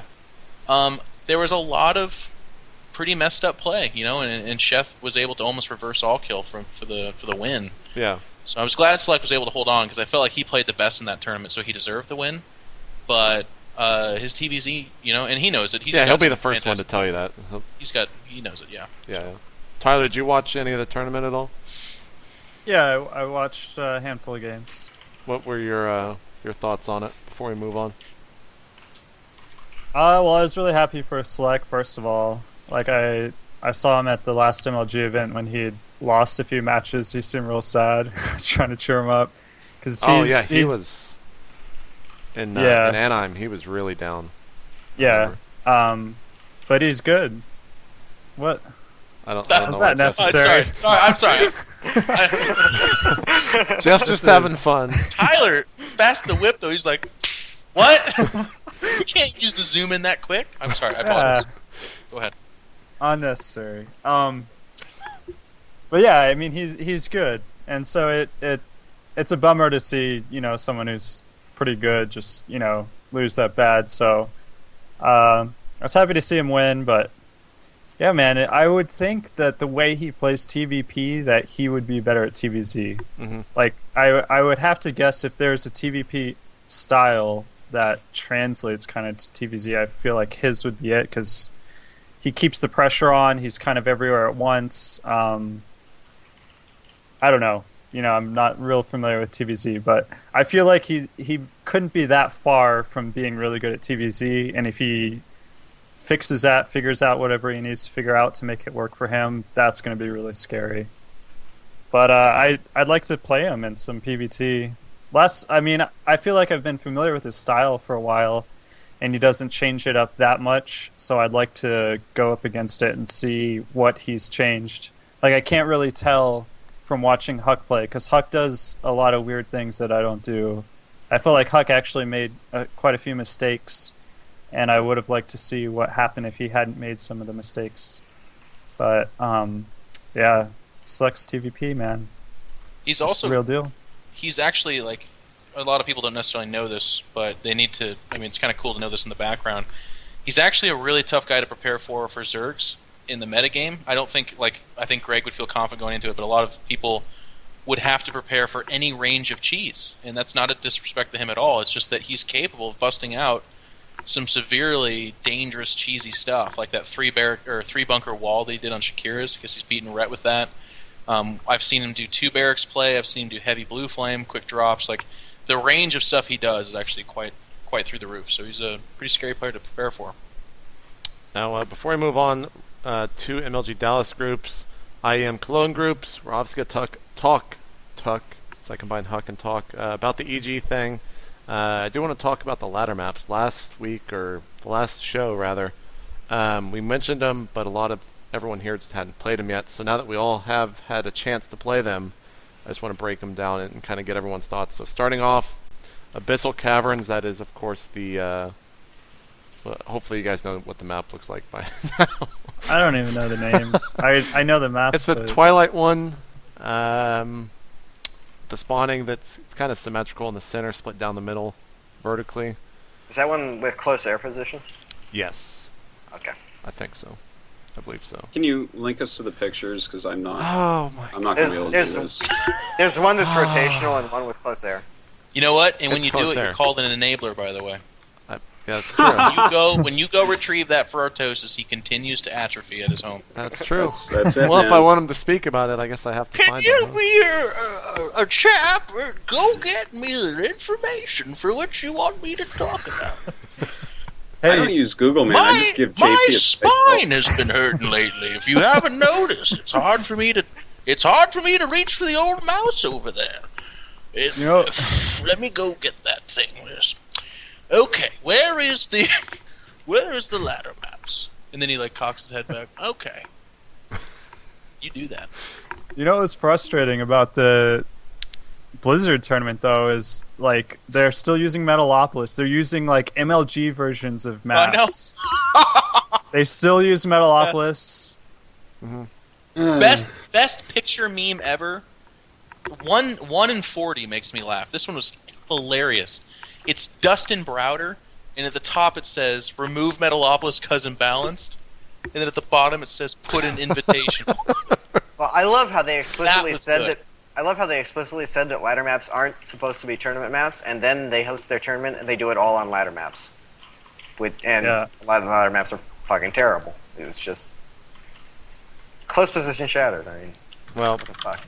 let's now that I've enabled Artosis, why don't you open those links up in the chat? Sweet stop shitting on Blizzard. There's a picture on the forum, by the way, Dan, called WCG 2005. It's a picture of your pinky. Did you know that? I actually saw that. really? That was pretty I think funny. it's on Reddit. That's how gonna I play, scare man. everyone. It's very It's gonna good. cost you I'm fans. out going there, to man. make your pinky famous. Did you know that? You know what else someone pointed out to me? When I brush my teeth, I'll brush with one hand, the other hand will be at my side with my pinky out in the exact same way. I have no idea why. Disgusting. Oh, there's something wrong with your brain. I made fun of Anna at the gym because she actually, she was doing the squat rack. So I can't show you, but she had the frickin' high society pinky on the squat rack behind her. Her pinky's up like this, and I'm like, "What are you doing? Holding a champagne glass?" And she's like, "What?" Put your pinky down. So I'm sorry. Anyways, Abyssal Caverns. Thoughts, Jeff? Go. oh shit, is there pictures and stuff? There are pictures and stuff. Open it up. Well, basically, the only one that's cool is Antigua. Antigua Shipyard. But we'll let's just go. Let's go through each one and actually talk about why it is not. Here's why I like cool. this one. It's a little bit broken. If you go Blink Stalkers, and the Zerg is close air positions, you're basically 2 blinks away from their actual main hatchery. From your main. So what I've started to do on the ladder is I just blink into their base, snipe their hatchery, and blink back home. And I've gotten like 4 no GGs for that, so I'm pretty... It's pretty ridiculous. So, I mean, the map's just silly. The other thing, too, that it then karma bites me in the ass is that if you're close positions from ramp to ramp, if you make any mistake, it feels like it's steps of war or whatever all over again. It's really quick. Does anyone else got any thoughts about Abyssal? I initially liked it, and now I don't anymore. Not so much. I think this is the original map that I said was the one I don't like. Yeah, it is. If you just look at it, there's something not right there. I don't like the map. Very scientific of me, I know. Yeah. I played it a bunch. It doesn't feel right. I don't know. I find it kind of easy. It's like you can easily do a forge expand if you want, and the spots aren't equal. You know, it's not like you have like 3 completely different games on this map depending upon where you spawn. Completely different, and I mean that has to mean that some of those spots are imbalanced, right? That's just. Well, I don't know. Why don't you make a show about it? Aren't you clever? I am. I can't do the zoom in though, nor a face like in Control, so we'll just move on. Tyler, I'll get him next time. On Abyssal Caverns? Indeed. Yeah, same as Dan. You're a bastard, man. You never had an original thought. That's why I ask you first. Yeah, well, let's move on to another map. First. Ask me. Talk to me about Searing Crater and how good force fields are on there in PvZ. Why? What? What? I'm asking Searing Crater, man. Well, yeah, well, that's a real deep analysis. Like, there's a lot of ramps and small chokes, so force fields and stuff. Yeah, actually, I've been playing a lot recently. I think everyone has that thumbs down, all the Zergs, because I only hit Terrans or Protosses there. So 3 ramps into the expansion area, which then has like a partition in the middle of it. Really cute. You like that? Greg, do you like that map? What's your favorite? I actually have all of them vetoed except Antigua, but the lava one was just absolutely awful. I played like 2 games on that. Was like never again. Should we just move on and talk about Antigua? Because I think I like the other one too, man. There's Abyssal Caverns. We talked about that. No, wait, no. Nerazim Crypt. Nerazim Crypt. This one, I feel like... Which one are we talking about? This might have taken... Like teaching 4-year-olds. Which one are we talking about? Nerazim Crypt. Okay, go ahead. I feel like this probably took about 26 minutes to make. and here's the thing. I want to know how serious they are about map making. Like, did a guy throw this blueprint up on a wall, and there's like an office full of people, and he's like, all right, so you got your base here, and your base here, and your base here, and then there's naturals, and in the middle of the map. Now, hang on. Here's where we get them. Okay, 4 towers, 4 towers of vision. Yeah, and get this. There's ramps leading up to them, so they're like by themselves. It's like a tower with a ramp. Anything else? No, that's it. It's just got natural bases, and we do need some fucking rocks. That's where they got it too. That's my favorite part. They got rocks in the choke. They go, you know what, son of a bitch, we need rocks on this map. Aren't they just so odd? They just like so out of place. And here's the part. I've actually brought this up on like 3 shows, and there's always like 5 guys in the chat who are like, What it does is it either widens the frontal area to the natural expansion, or it closes it. When it's closed down, you can block it for fast expansions, but when it's open, you're much more vulnerable to attack. In what scenario does that ever fucking help you? Like, you don't come down your base and go, shit, he destroyed the rocks. Oh no! Maybe a Roachling all-in. I could actually see that mattering. At what point in time does the Zerg kill the rocks before it gets to that point, though? No, you kill them when you're sitting Look, out there it's dancing so around right drawing even with force the fields. rocks. I don't know, man. Unless you want to build 2 cannons. Yeah, they should have force fields at that time. Yeah, you dance. You know and what, drop Greg? force fields. Actually, you should do that.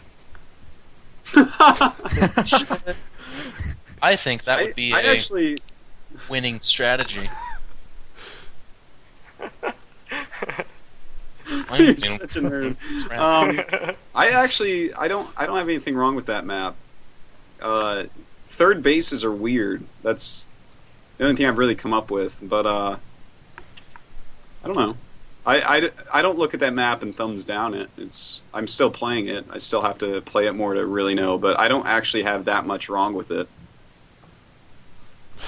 What is chat? Fucking Phoenix He's from like trying to be all dramatic. Just let him have his fun. Then he doesn't do anything. He's like, shit. Greg, why Antigua? Why do you keep that one not? It's used in the Korean leagues, and it's actually just like a big normal macro map. Like it's actually a decent map. There's nothing wrong with it. The center is kind of fucked up. Like taking the golds is incredibly vulnerable. TT1's watching, by the way, and TT1 proving my point. He didn't do it in the chat, but he posted on the forum. In control, the rocks on Nerism Crypt are so that you can do a 3-building wall off. Like, that's what I said. I know that. I got you, man. Tyler, you got any thoughts on Antigua? It's a good map. I like it. I think you know. Tyler's like the friendliest neighbor. That you guys talking StarCraft? Yeah. Yeah, I like that map too. I mean, the golds are supposed to be vulnerable. I like these golds, but you don't have to take them. That's the nice thing. I like Zelnaga, the way you have to choose between the gold and the normal third base.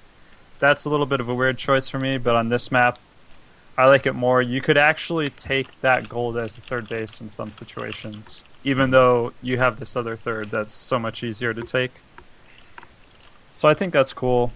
But yeah, it's a well-designed, good basic macro map, whereas like Nerism Crypt is like a really boring. Like you can also take your third pretty easily on Nerism Crypt, not as easily, but it's just a boring. Well, this map. is like the easiest third I've ever seen, and whenever I look at this map, I just think about siege tanks, and I think of all the funny places I'd put them, and just easily take 3 bases, then easily take a gold. I don't know. I think it'll encourage mech play a lot. You were onto something. That map, as it was released, was actually broken. From the third to the main, a Terran could siege the gases on those bases, which was flashes of early Lost Temple for any Brood War fans in the audience. Yeah. They patched that? I believe they patched it. I don't know that they have, because obviously I haven't had too much of an issue with that, but we definitely had Machine playing in a clan war, and he started getting hit by a tank there, and it was fun watching his brow furrow and be like, but that shouldn't be right. Say it's not so. And then it was. Poor Machine. Let's move on from the maps and talk about... Oh, they didn't patch it, someone said in the chat. It just... Some custom mapper just made a new one for Blizzard, but of course that's not being used in the latter, I don't think. Oh. Well, I know what I'll be doing later in my TV whatever matchups. Let's talk about MLG Raleigh and the groups. Pool A, Artosis, you told me this was going to be the most stacked group at the tournament. I will link... Okay, guys, I'm going to link you to it. Don't worry. I didn't even ask that. I already have that open. Thank you. He knows this very well. I like see everyone's face. They're just like scrambling across the screen. Pool A, Nannywall, Huck, In Control, Rain, and Coca. In Control, as always. You almost would have had a group to yourself without any teammates, but you had to go and recruit Huck, man. Well, that's like a minor point as far as I'm concerned. That is actually the scariest. I mean, that's like the group is designed to crush my spirits. Yeah. Koka is like an amazing ZVP sniper, and he plays like kind of an obscure style, but he does it extremely well. Then there's Rain, who, you know, he's pretty good. I'm not necessarily. I mean, he's fucking awesome. Like he had a tear through MLG Anaheim, but yeah. PvP is definitely my worst matchup. And Huck, there was a show, I can't remember, it was a while ago. Someone said, "Who's your nemesis?" And I had to say Huck, not because I'm competitive with the guy. I like never beat him. He always beats me PvP, and he does it with like a smirk on his face, and like he's like his legs crossed, but he's just like reading my mind the whole time. Like we had to play for 2 show matches in a row when I was in Korea, and he was doing like the most trollish builds. Not because like they were like direct counters to everything I was doing. He was like so far inside my head that him and I were sharing thoughts, but his were always better. So that's terrifying. And then there's Naniwa, who is just rock solid. So I'm definitely going to be working with Axelav for the next week and a half. I'm working on my Blink Stalker micro and shit. I'm watching all their matches. I definitely watched all of Huck's games in the GSL, and it was a little sad because he was really, really fucking good. You saw the games last night against Killer. Yeah, it was great. He played amazing. I don't actually have the GSL stuff in here. Do you want to talk about that a little bit? I totally forgot. Yeah, but let me talk more about why I'm going to die. I totally forgot GSL's a thing, Jeff. It's like actually a tournament that's going on and shit. They do a pretty good job. Yeah. So yeah, like the other nice thing about this too, though, is it's like if you want to do well in StarCraft 2, you have to beat really good people. And the one MLG I did do really well in, a lot of people like to cite that it wasn't the toughest group. So if I need these kind of tests, and if I get my ass handed to me again, it's another learning experience, and so be it. But my mission is to become good enough to beat these guys, so I'll work as hard as I can. But I would not predict me to win this group. I shouldn't be the favorite. Going out on a limb there. The nice thing is, though, so humble. We'll reverse troll this. Every single time I'm the severe underdog, every fucking time everyone says I'm going to get my ass handed to me, I do okay. I'm kind of the underdog guy, so we'll see. See how it goes. Hopefully they really don't train for me, and then I'll just like pull out Terran or some shit. Run out these super awesome builds that only a Protoss player could think of. Well, there you go. I'm like walking a Thor down with a bunch of Marauders guarding and shit. Looks like Stalker Colossus. Now, Greg, Pool B is yourself, Show, Hey Pro, Machine, and Bomber. Is Bomber the only one that scares you in that group? ZVZ, there's some build order stuff, but Hey Pro and Machine are both pretty straight up macro players, so unless Machine trying gets cutesy, shouldn't be a big a threat. And the Show, he is very cutesy. comfortable with Show. But yeah, Bomber, I think by far the hardest of the Korean invites. Him and Dong Ragu, the 2 strongest Koreans there, along with Puma. So he'll be very tough. The other ones I'm not too worried about. I'd say first and second, whoever wins between me and Bomber. And the nice thing is I do have DeMuslim here. I have like a week, 2 weeks to just play nothing but ZVT. And then we're going to have Puma come over right after IEM and practice in the house with us. So I should be relatively well prepared for that match. That's and awesome. if I beat Bomber, I definitely think I'll take first in the group. Now, you'll actually be going up against Bomber the first match of the entire tournament. It's streamed, I think it's going to be on the Red stream. So yeah. I think actually every tournament, you've been the first game to be streamed, right? No, last time I think I was the second. Okay. Yeah, they put the 400 PvP. Well, JP. Didn't have to go too far back to find out that you were wrong. This is true. I knew he was up there, though. Anyways. I think it's been every turn. Greg's like, No, Greg's very scientific mind is like, no, last one I didn't. We had you against MC, the one before that. So. Yeah, I was the second match last time. You're that far off. Yeah. It was close, Jeff. You gotta give me that. I'm teasing, man. You're always right in my book. I know. Thank you. Pool C's got to have Slush, Select, Tilo, Dongragu, and Trickster was the announced Korean. This was announced last week. Slush will get top 10. You think? What? No. He does it like every time, man. Yeah, but he's usually not. Nobody ever predicts it. I'm gonna break the cycle. Slush top 10, easy. He's usually not in the group with Select, Dongragu, and Trickster.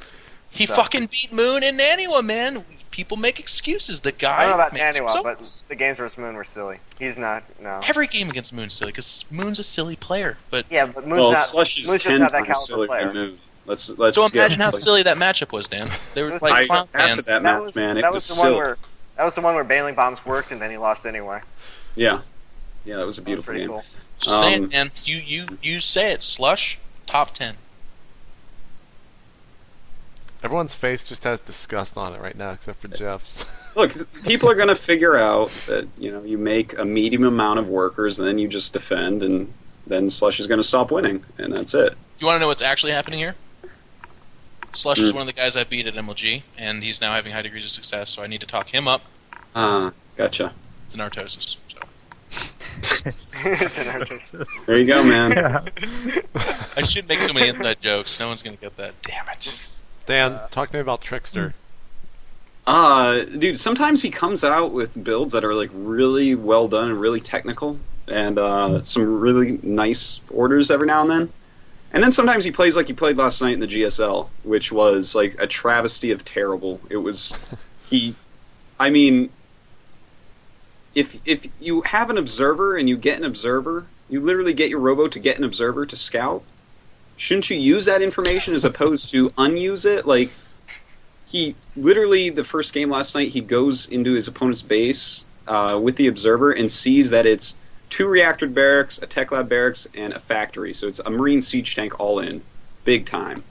So what counters that? Well, apparently Tester thinks that it's stalkers and a nexus, which of course is the absolute worst idea I've ever seen. It's like, and then the other game he played was really sloppy and a lot of big mistakes in it. So sometimes he plays terrible like that, but then in other games he looks really, really good. So I have no idea what Tester is actually going to show up, and that's a hard group anyways. I mean, Don Gregu and Select, I think, can both beat him at his best or his worst. So he's the wild card. I think Select and Don Gregu are the ones most likely to move on, but Tester absolutely can beat them if he brings his best game.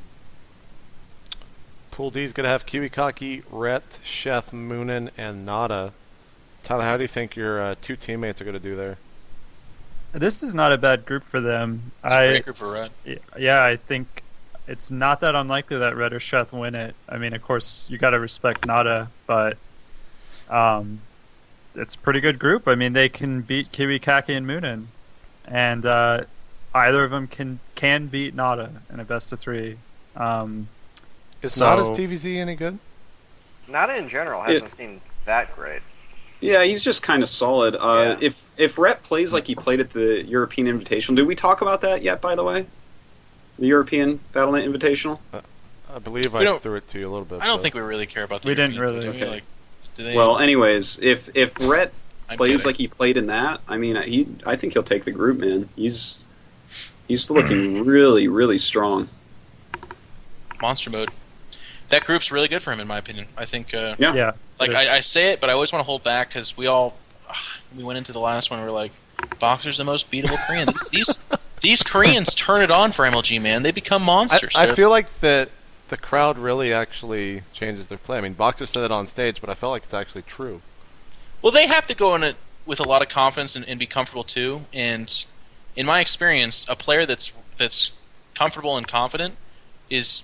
I mean, this is not going to be an overwhelming point, but it's like they're a million times harder than somebody who's not quite sure what they're doing.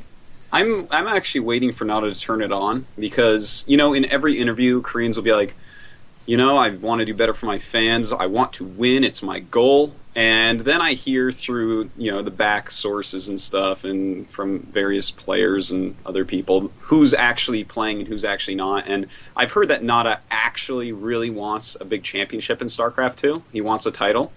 And I've heard that he's playing a lot. I haven't heard that for a couple months now. I haven't really asked about him recently, but if that's true, I mean, eventually he's just going to pop up and own. He might. Who knows what it is that's keeping him back so far? But I know for a while there he was actually training pretty hard.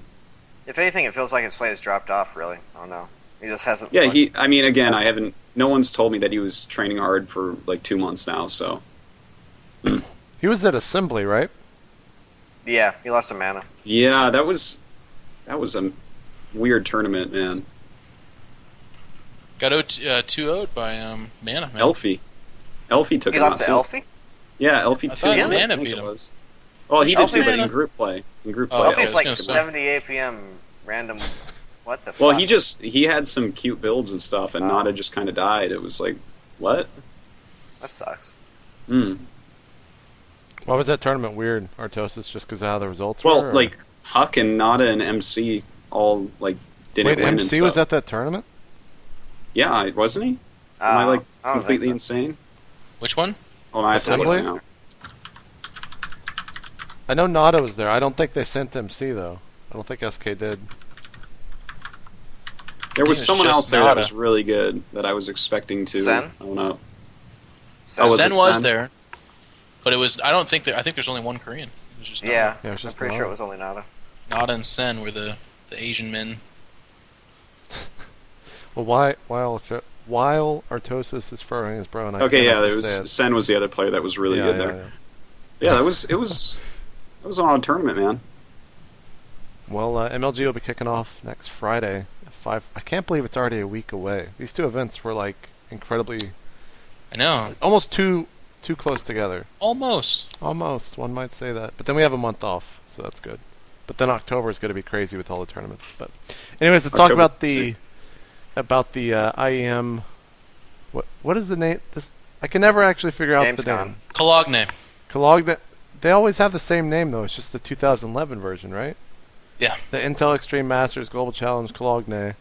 Yeah, global. We have to Global actually call it Challenge is Cologne for the rest of the cast, by the way. JP, so- if you wouldn't have said that, it would have worked. There No, we would just have to been keep angry going. Europeans. No, well, they're still going to be angry. all right. You just think they didn't hear us right now? Yeah. Okay. This actually didn't happen, Jeff. Let's move on. Let's talk about the groups there. Group A is going to have Koss, Beastie Cutie, MC, and Killer. It's Cologne, Denmark, right? Yeah, I think so. Something like that. It's all. Where's Switzerland? I mean, Europe's all Is the that- same place, anyways. I But think it's It's in Europe, man. What the hell? Europe. The You don't know United anything, States Jeff. of Europe, yeah. UAU, yeah. Yeah. UAE, yeah. Koss, Beastie Cutie, MC, Killer. I think MC and Koss probably the two easy picks there in Group A. Yeah, BCQT is supposed to be like a TVT ace, and Cass always has most of the time has problems offline. So wouldn't be too surprised if BCQT actually beat him. Yeah, but even if he does, I mean, Killer is supposedly coming they're all up. gonna I haven't lose. seen his games. I don't know. No. Eh. I think it'll be Cass and MC. That's like kind of an easy call. Group B, Zaka, Dystar, Select, Killer, and a second Killer in the tournament. That's going to be confusing. I hope there's a Killer versus Interesting, Killer match. 2 people picked unoriginal names. I know. It's Xbox Live all over again. Who's going to make it out of there? Select, or that's actually kind of. I I'd heard say Dystar's Select. pretty That's good, right? hard, man. I heard Dystar's actually pretty good too, right? It's a I good don't know. group for Zake. Zake loves his PvT, and he tends to do okay in PvP. I mean, that's the matchup he'll tell you he loses every time, and he does lose silly ones, but I think it's pretty good for him. I think Select will It's definitely good come for out Select, there. though. Yeah. Yeah, I think It's not Select too can easy. toss up between Sake and Killer. I think Select actually wins that group, and then I think Killer or Sake and second. I don't think Dystar really has a chance to get out of there. Group C, Tarson, Nurchio, Moonglade, Huck. Nurchio, Huck. Well, Nurture, this is a second offline event, and he kind of sucked at the last one. So I thought he did I'd good at NASL. Is that He the didn't go to last NASL. He went to. Who was what the was Zerg it? that was at NASL? Dark Force, you're thinking of. Oh, okay, Mm. sorry. I No, actually. am Nurchio wrong. went to the Blizzard EU invite. He won one series and lost the other two unimpressively. I'd say Tarson and Huck from there. That's a hard one. I mean, Tarson versus Nurchio is pretty close. Moonglade, where has he been really? He kind of fell off the map. Yeah. I have no idea. So I don't think Moonglade's going to have a shot because I haven't seen him around at all. But obviously, I think out of Huck, Tarson, Nurchio, any two could make it out. But of course, Huck is the one that's favored here. But Group D, Stefanos. Huck's traveling a lot lately, so I think Group D seems like the most stacked. Stefano, Sase, Mana, Mono, whatever, and Puma. Puma definitely, but Sase's been doing pretty good as well recently. But I don't know too much about Stefano. What do you guys think? well, Stefano's everyone really good. Stefano's everyone good. says he's quite good, and I mean his games have been pretty good lately that I've seen. I would say Puma for certain gets Yeah. out of there. Yeah. He's actually Any like, of the other three could actually win that, but yeah, Puma. if Yeah. Puma plays his best, I see him winning this tournament. But yeah, I don't know. That's actually a hard group to predict. That's actually the good group right there. Is that Yeah. the group of death Yeah, at the definitely. event? That's definitely the group of death. Yeah. I think Stefano's known for his ZVT more than his ZVP, and I don't think he'll beat Puma anyway, so that's kind of a bad group for him. I don't know. But Sase struggles PvZ relatively, and Mana used to. I don't know if he still does. That's a real toss-up. Any of the foreigners could make it. Mana's off and on, kind of. I don't know. Some games, I look at him, I'm like, what are you doing? In other games, he's like, oh, you're really good. Well, IEM Cologne is going to be starting in 3 hours and 12 minutes, so you can... Oh, sick. check Oh, out I'm going to Is be at work. that- That sucks.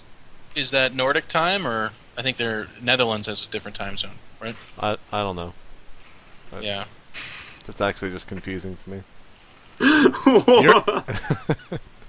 I actually turned around. You guys are the worst. I was going to try to steal this joke from chat, but I just can't do it. But it's actually funny. Europe's a city in England, right?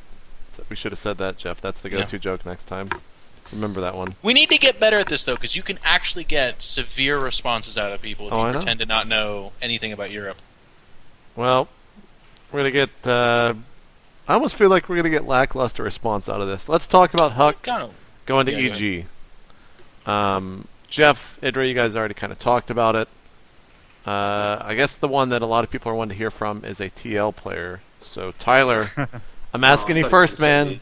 You're a TL player, Artosis. That's actually another announcement coming out later, like 2 weeks. But Tyler, talk to me about Huck leaving, man. Well, I mean, it's competitive. Like, between the teams, who's going to be on, which player is going to be on which team. I don't know if there's that much loyalty in general. I think loyalty to a team is rare, actually. So I think people should expect every single time a contract is up that a player just kind of talks to everyone, and whichever team is going to offer them something that they're comfortable with and is the best offer, then that's probably what's going to happen. Now, Huck, he had loyalty to TL, but EG was offering a really good deal, and so it was a very tough decision for him. And he was very upfront with everyone, collected as much advice as he could, and tried his best to make the best decision possible. And he ended up going.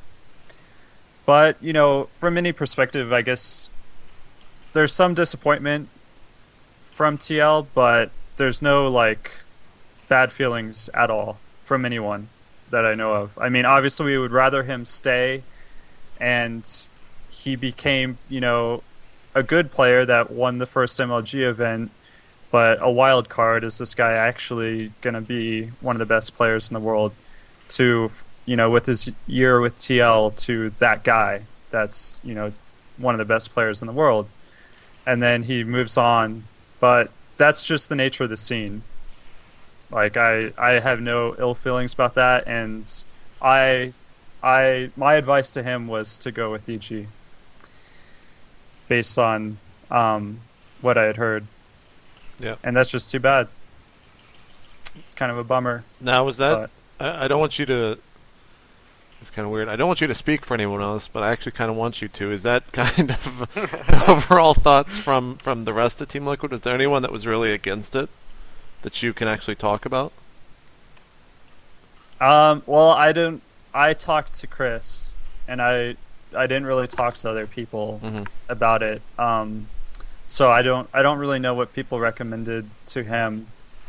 But yeah, I mean, EG is powerful, and TL is just getting set up. I mean, we establish ourselves very quickly, but even though we have a long history as a clan from StarCraft 1, that's very different from running a sponsored professional team, which we just started. I mean, this was our first team that we put together in our first year that we put together, and it takes time to get sponsors, and it takes time to build power in the scene. It takes time to get a ton of money to do whatever you want. And so we're still building up to be able to do what we want, and we're not there yet. Yeah.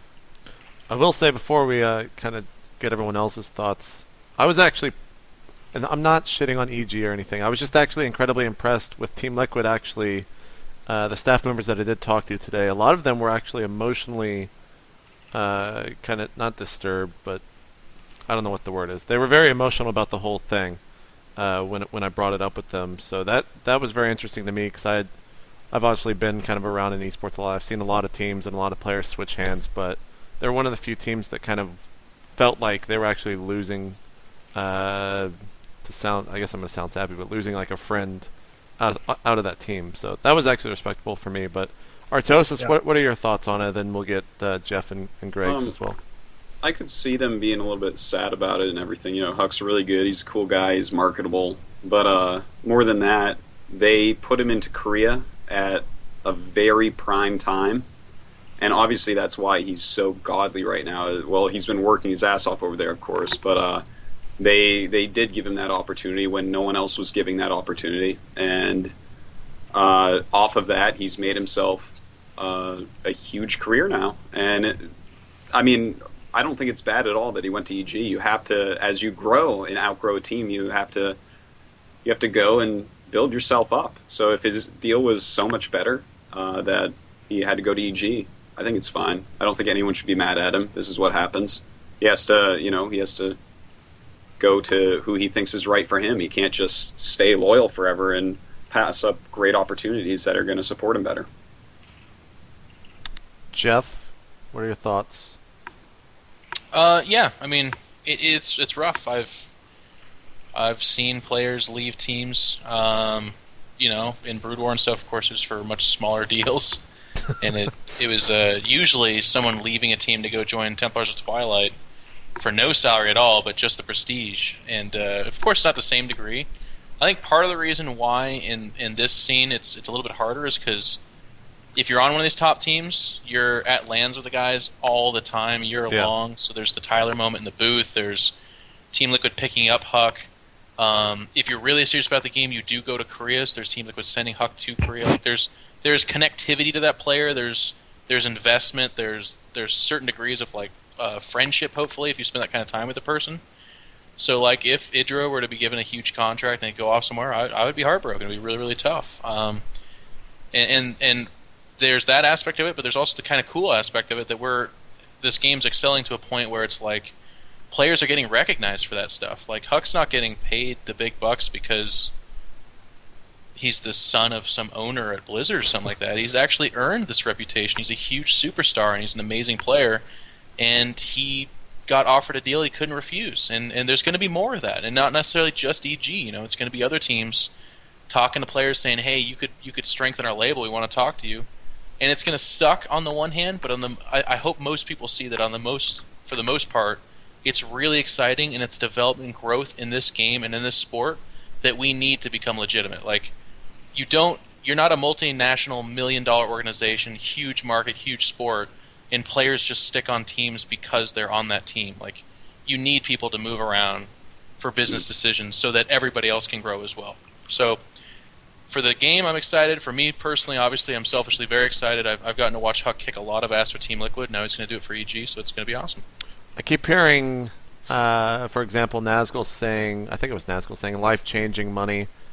Everyone's saying a ton of money. Are we ever going to be able to hear what that actual value is? If it's 6-digit, if it's 5-digit, the most information I can give you is that there's been whisperings that some of these contracts would be made public. Yeah. And what's being discussed right now is, are people prepared to hear that? Because nobody else is doing it. Yeah. It would be like, how much Idra makes and how much Huck makes, but you don't know how much anybody else makes. So is that fair to those two guys that everybody knows exactly what they're getting paid when you then weigh that against everything else? And I think right now the answer is no. Right. So people will just have to let their imaginations run wild, but I can just tell you it is life-sustaining money. You can pay for your life doing this. And as a guy who played Brood War, I don't have the sob story that Artosis does. That guy slept on frickin' floors in Korea, man. He's actually way more hardcore than I am. I slept on the floor. I slept on a mattress. He slept in the same room as there's- Puerto Rican. He slept in the same room as Puerto Rican. There's going to be one of those scumbag Reddit posts about Artosis pretty soon. Thanks, Greg. But dude, we've come a long, long, long, long way. And I remember coaching for $10. I remember getting really excited about some random team that wanted to pay me in Brewer $100 a month, and that was like 15 crates of ramen for me in college. So it was like ridiculously awesome. Probably a lot more than 15 crates. I probably did that numbering pretty wrong, but it's big money and it's cool. It's really cool that we're in that field now. I wish it was all public though. I wish you do. I mean, I recognize the problem that you pointed out. Do you think it would alleviate? But I wish it was all public. All of the I think it's an interesting topic. We should absolutely talk about it. Not at all. There's pros and cons. You're always going to get people who are saying, well, haters are going to hate, but which is just stupid. Well, I think it would be good though, because we're getting to the point where it's like the amount of money will impress people. Yeah, and for mainstream, it makes esports more legitimate, more respectable, more awesome.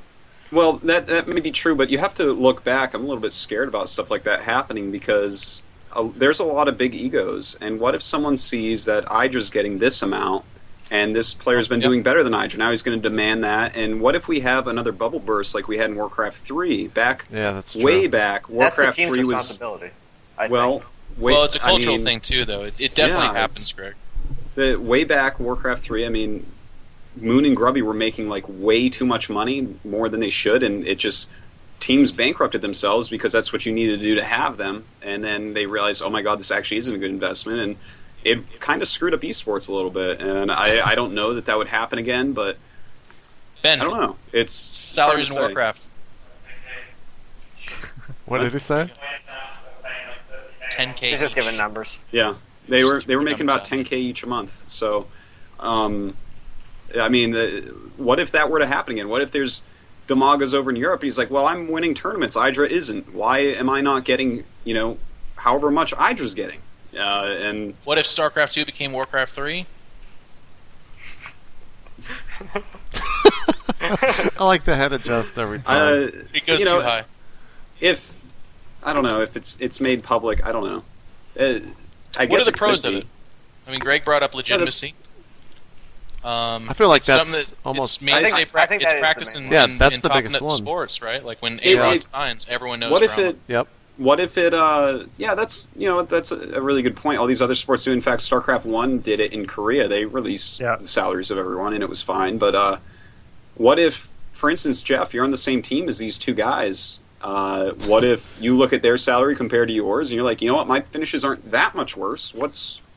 Where's my money? And I mean, is this going to demotivate or upset? I don't know. That was kind of the next question. If anything, I think having that much money out there, knowing what's available, is it going to motivate you, Jeff? I would think so, but I don't know. Well, you have to understand there's like a realism that approaches this. Like, I don't look at Idra and think I deserve anywhere near that much money. I don't have the results for that. I'm not as good of a player as that. But to your point, when salaries are known, and this is one of the other issues, because I've actually talked about this with management and other people, that is one of the issues, is let's say Greg goes in this huge slump and just keeps losing to Chef every time they play, and then DeMuslim starts rising up, starts winning, but DeMuslim signed out through the year for like a tiny portion of the salary, and he knows exactly how much Idra's making. That does spark, like, they start to go, hey, like, this is not fair. I'm being underappreciated.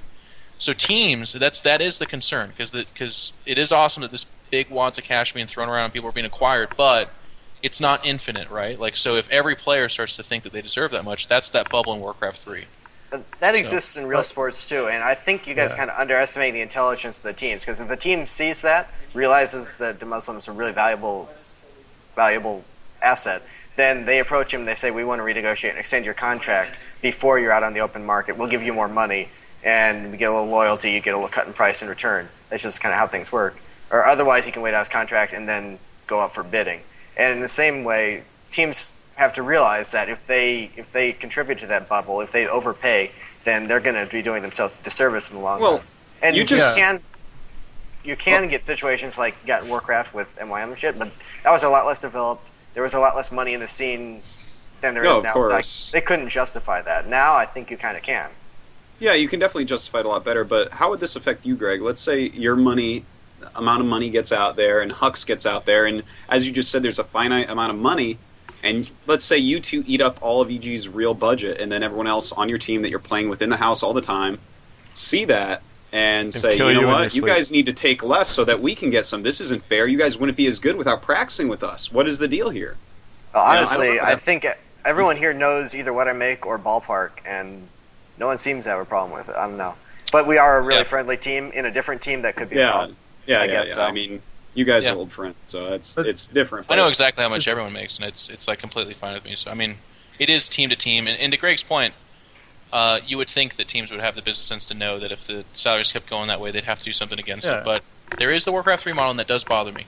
There is the arms race for grabbing the people, and in this game especially, because it is such a new market, nobody's going to take a pay cut. You know what I mean? Like no next salary for Huck or Idra is going to be less. It's not. It's always going to go up, right? So that is something to be conscientious of. I mean, the thing is, for me, is like, if people get what they deserve, then that's better. So if you have more information out there, and people aren't stupid with what they do with that information, and salaries get, adjusted, so maybe one guy makes less and another guy makes more. If it turns out that, people are getting what they deserve, then it's better. And if you don't know what people make, then it's just like, if one guy just, if no one knows what Huck makes, and then, someone else goes out and wins a couple of huge tournaments, is like, okay, well, now I'm reaching Huck level. What do I demand from teams? That's true. And it's kids not don't actually about, know what to do. Yeah, it's not about getting more money than you deserve. It's about getting what you deserve. So I'm not saying you're trying to take advantage of teams and trying to make them go under, and you just run out with the cash while they go bankrupt and you sign with someone else. It's just it would be better for the scene, for the people getting views on esports and growing esports, to be getting the money, and then the people that are shit and not really contributing to the industry, they don't get anything. And we need the info out there to facilitate that. I like that point of view, actually. I think that's probably the best one I've heard. So Scoots is giving me a good perspective too. He's saying that the ROI for these salaries in StarCraft 2 is unprecedented. It wasn't there in Warcraft 3, right? Oh, so, of course, yeah. I don't want to actually compare it, but I'm just saying it's kind of this, what if there's more events, I think Heart of the Swarm, and then whatever the fuck in the Void, like, these things are going to be giant shots in the arm that are going to, like... whatever the fuck? Something's in the Void, man. I don't know. Sure it's out there. Bigger, but something's in the Void. It's called Protoss starts winning. It's going to happen in 4 years. Yay! The Super Colossus man with wings is going to be amazing. I think it would be cool if all the teams made that public. They'd have to make like a... I think that could be good for the community overall. A convention, a con, it would be like... SE... What's the name of that terrible organization that the teams made in Counter-Strike? What was that called? The Big Seven or something like that? G7. There you go. I don't know, man. Who are you, weirdo? We should ask Scoots about the G7.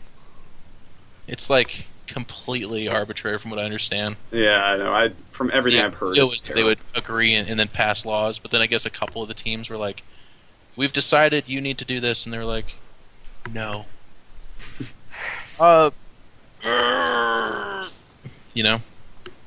Nothing happened. Yeah. But I agree. Like, it can't just be Idra and Huck. Well, I would not watch. Why not release all the salaries for everyone? That's a good. Why not?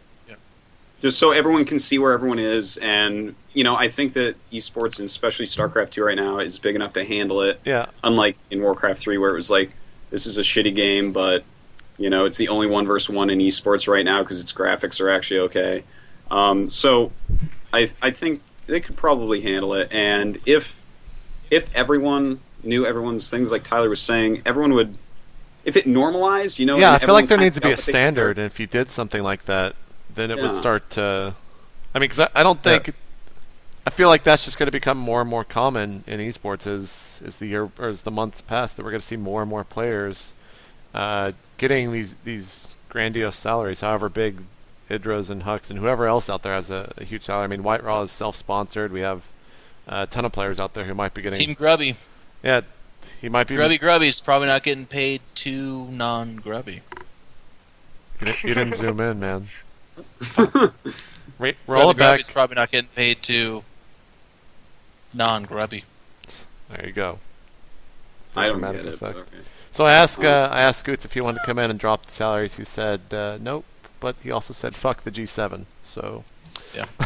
Those are Good what I thoughts on hear. that, Scott. those are his thoughts. And now Scott, thoughts on the G7. Fuck the G7. Thanks, Scott. Over to JP. Thank you. I feel like that needed to be said. It's like the guy from Family Guy. What's the weather? Raining cats and dogs. Thank you. That's actually the funniest part of Family Guy, now that I think about that. Let's talk about some other weird shit, especially money. League of Legends announced today $5 million for Season 2. What? That's Why awesome. not 5 million more? Why not 10 million? Because the marketing budget doesn't have that much money? I don't... Yeah, right. Is that absurd, or is that absurd? Like... League of Legends you can just download for free though, right? Yes, it's... Well, Yeah. How do they... the game is How does free to this work? download, but it's like it's a dirty, fuck ton man. to actually play. Like, you have to buy your No. characters. StarCraft No, Heart of you Storm, don't. You don't. You can make but Marines, but then you have to pay a certain price to make Marauders and shit. You can buy, like, different skins and stuff, Artosis. You don't have to, Yeah, but it actually it's speeds the process cosmetic. up. Yeah. for the most part. It's a lot of cosmetic stuff. Oh, okay, like microtransactions or something like that. It actually is like the game that I feel like mastered microtransactions. Like, it's absurd. Oh, okay. How much shit Cool. you can actually buy from that. Well, it's Even great though, pay man. LOL. Why not throw a lot of money into some game if people like it? I know LoL has great numbers, so go for Yeah, it. I mean, here- listen to these numbers. I told these Artosis earlier, and it was actually incredible. Over 1.4 million players log in each day. There's been 15 million registers accounts between North American and EU servers. The peak concurrency is 500,000 players. And the official League of Legends sites hit 6 million a day, and the YouTube videos have nearly 100 million views.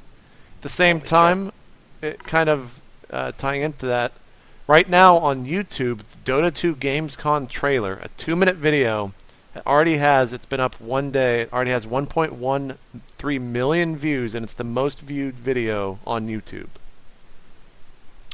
Where are these? 1.13 million, you said? Yeah. well, like on most YouTube million today. No, it's not just million. You mean No, What are you like trying to today. say? That's what I'm saying.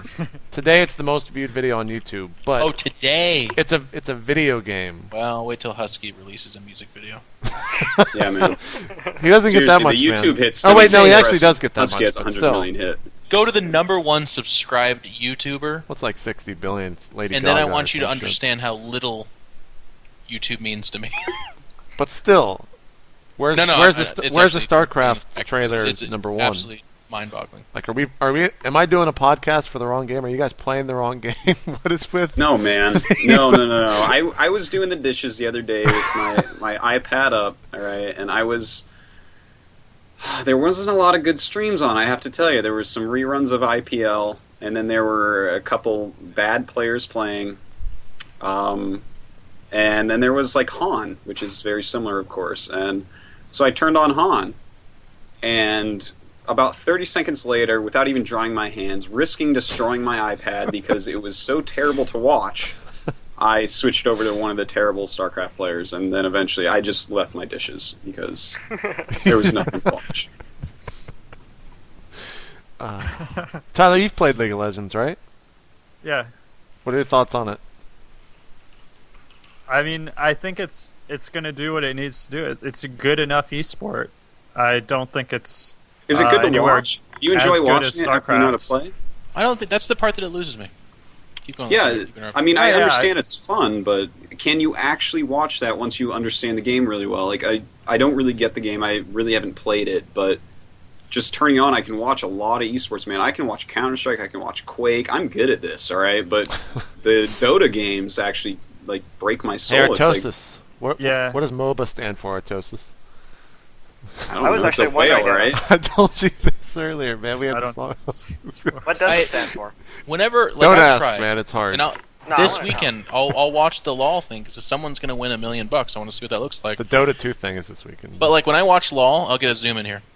Okay, this is the look on my face because when I'm watching it, I'm watching the stream, but then like out of the corner of my eye, I'll look around. It's the same thing like if when you're watching golf at like a golf tournament, you're like, are we all? Is this real? Like it's the same. It's the same thing over and over again. Does the maps are also an hour long, Do we know this? roughly. And Yeah. it's hard for me to get into. I hate to hate on a whole game that's got these huge numbers, but man, like I liked playing Han. I played it in between StarCraft beta and release, and everyone fucking yelled at me the whole time. But that's just like a stream chat in StarCraft 2, so I guess it's not that big of a deal. But it's fun to play. Can't stand watching it. It's the same thing. Yeah. Does it get a big viewer base just because so many people actually play it casually, or is it fun to watch for other people who don't play the game? I don't. I think it's because it's you won't know what's going on. It's really because China plays the fuck out of some Dota. I think is the big thing. There was on Live on 3. They had one of the casters for the Dota tournament on. Maybe it was. I think it was 2 weeks ago. Might have been last week. But he was saying that in China, there was a team that was bought for $6 million. Yeah, like and all it was just like. Huck wasn't, by the way. Yeah. Let's just get that out there. That was. Yeah, but it was a single team, numbers. 5 players, and they were bought by for $6 million. That's just like. Yeah, but the whole story that people need to understand too is that in China they were actually bought for that much. They now own them. They now. Well, yeah, that's probably true. Sorry. That's probably true. But still, like, Dan, I mean, you're actually one of the biggest proponents of this. You always are promoting the fact that China is the key to esports. Yeah, of course. The numbers are astronomical. Like, they're just more people there, and they like games. So, and actually, to be honest, in the events that I've gone to in China, the organizers treat you so well and really respect you, and I love that. And the fans are amazing. The fans are so passionate. And actually, now I have to say, actually, the North American fans and the European fans are just as passionate now that I've been to like MLG and ESL and stuff like that. So I guess everyone is at this point. But back when I first went to China, I was like, oh my god, this is absolutely the place. I remember going back when I worked for WSVG at, I think WSVG China, there was an event where Grubby was trying to use the restroom, and he literally could not use the restroom because there were people asking for his autograph as he was trying to use the urinal. That doesn't impress me that much, actually, man. It doesn't? Actually, that's happening in MLG. No. That's happening in That's actually not cool, man. You guys need to stop that right now. Yeah, no, it's awesome. It's great for the game. Well, it's good, great. But like that's kind of frustrating when you gotta go to the bathroom. Yeah, I mean, like I had one guy hold my, and so I could sign at the same time. That's really nice. Very kind of him. Terrible. Like, I did that joke just to see Tyler go, "Oh fuck." He went like, "Oh, I know what he's saying." That's gross. Yeah, Scoots does make a good point. This isn't State of League of Legends, so let's go ahead and wrap it up.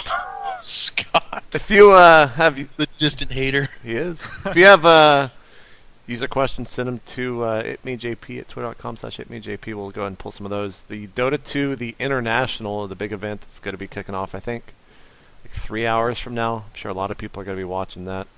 Are you guys going to watch it? You guys going to tune in tonight? Let's do it. I'll watch. You want to stream party and we can just sit on our fucking chairs? Do it live. The Dota 2 tournament. It's going live in like 3 hours. What are we watching? Oh, you guys are watching the GSO in like 3 hours. What are you talking about? Who's playing? I thought tonight was kind of. How many Terrans tonight? At least 5. Wait, hold on. We're not going to be live next week, but let's take a look at this. We're not going to be live next week, but Nestea versus MVP is going down on Wednesday, you know what? They've got right? Hagen versus Virus. Oh, that's a terrible group. Clyde versus Supernova. Clyde is so winning this season, man. And then Group H, Greg, actually, this is kind of valuable. Group H has Lucira, at least. Lucira versus Snare, and July versus Genius. Lucira's just going to shit on everyone. July could be fun. July Genius could be nice. It could be a good match. Maybe. It depends on which Genius. That group's actually awesome, but Hongen and 3 Terrans is actually like some kind of... That's one of the L right there. I can't wait to see what huge hole really Hongen wants in his play tonight, man. I cannot wait if he's like... Are you casting, dude? Yeah, man. What is he going to skip? Is he going to skip Stalkers against Mass Viking again and just hope his opponent doesn't realize? All 3 of those Terrans know that they're going to get a Void Ray bust, and one of those 3 is going to lose to it. Yeah. It's like the 3 Isn't that funny? Isn't it funny how that works? It's like the 3 most generic Terrans in Korea, too. That's a terrible group. Supernova's pretty cool. He was Dream Team. I like Supernova's TVP. I really like it. Sometimes he's too greedy, though. Let's do a viewing party, though. I'll be up, for sure. For GSL or Dota?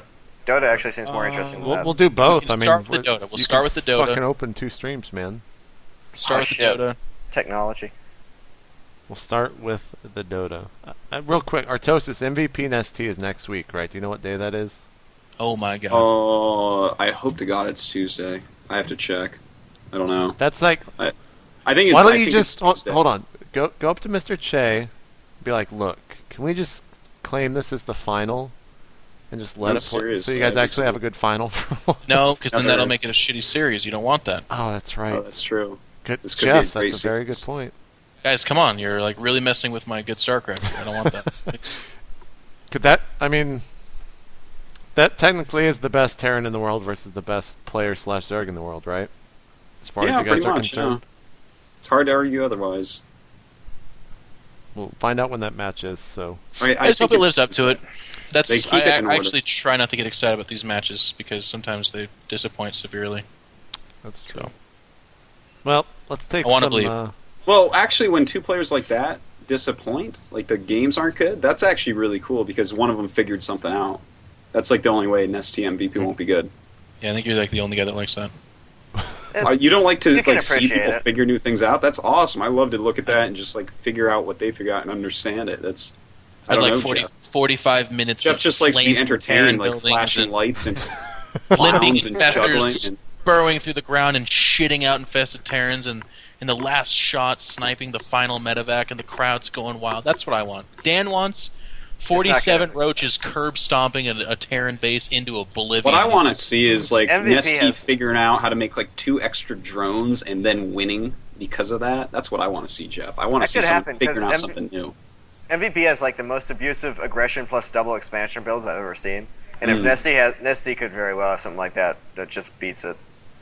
It's Yeah, probably gonna be yeah. a shitty series, but it's gonna be really cool. Yeah, because that's it, man. Someone's going to figure something out, or it's going to be a great series. That's it. Neither of these players are ones that have bad games. Question from Reed Jr. on Twitter. If he says, if I met any of you at the bar after a tournament, what drink should he buy you? Jeff, go. Mojito. Artosis. If he sees me at a bar, Come on, man. Don't. That- This is Dan, how do you walk- fuck this up? then I'm walking through to How my do you room fuck that and I'm gonna drink.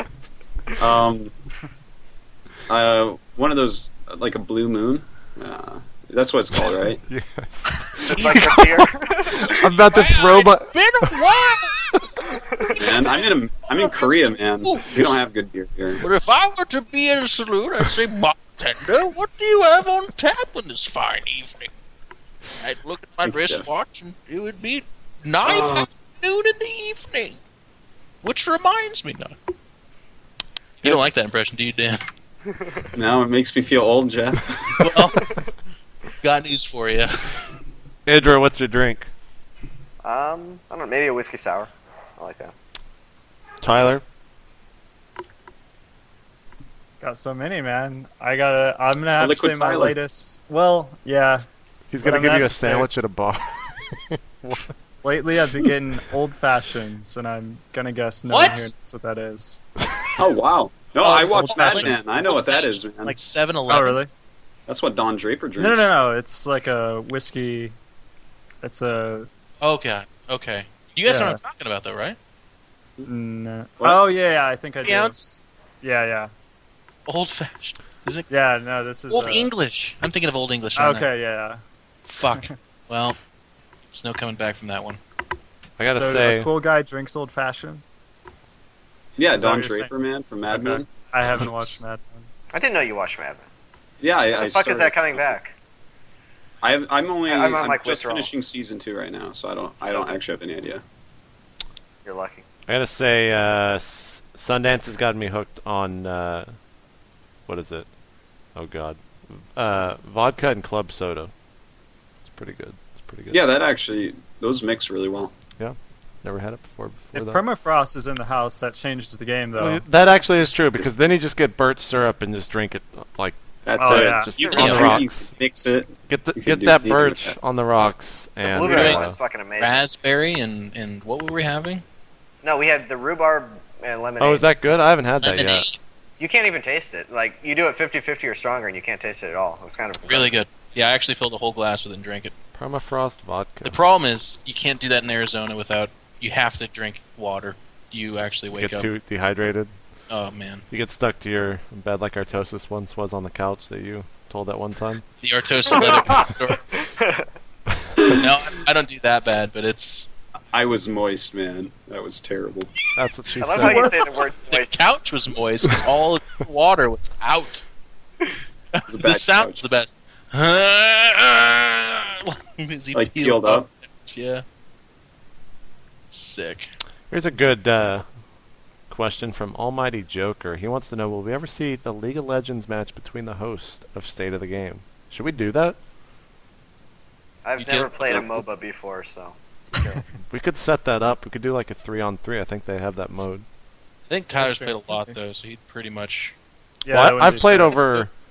You'd want to stick Tyler with like Artosis to balance it out, and then like 3 of us. I've played like 200 games of Dota, but I've never... Or 200 hours of Dota, but I've never played a single game of Han... Or League of Legends. So...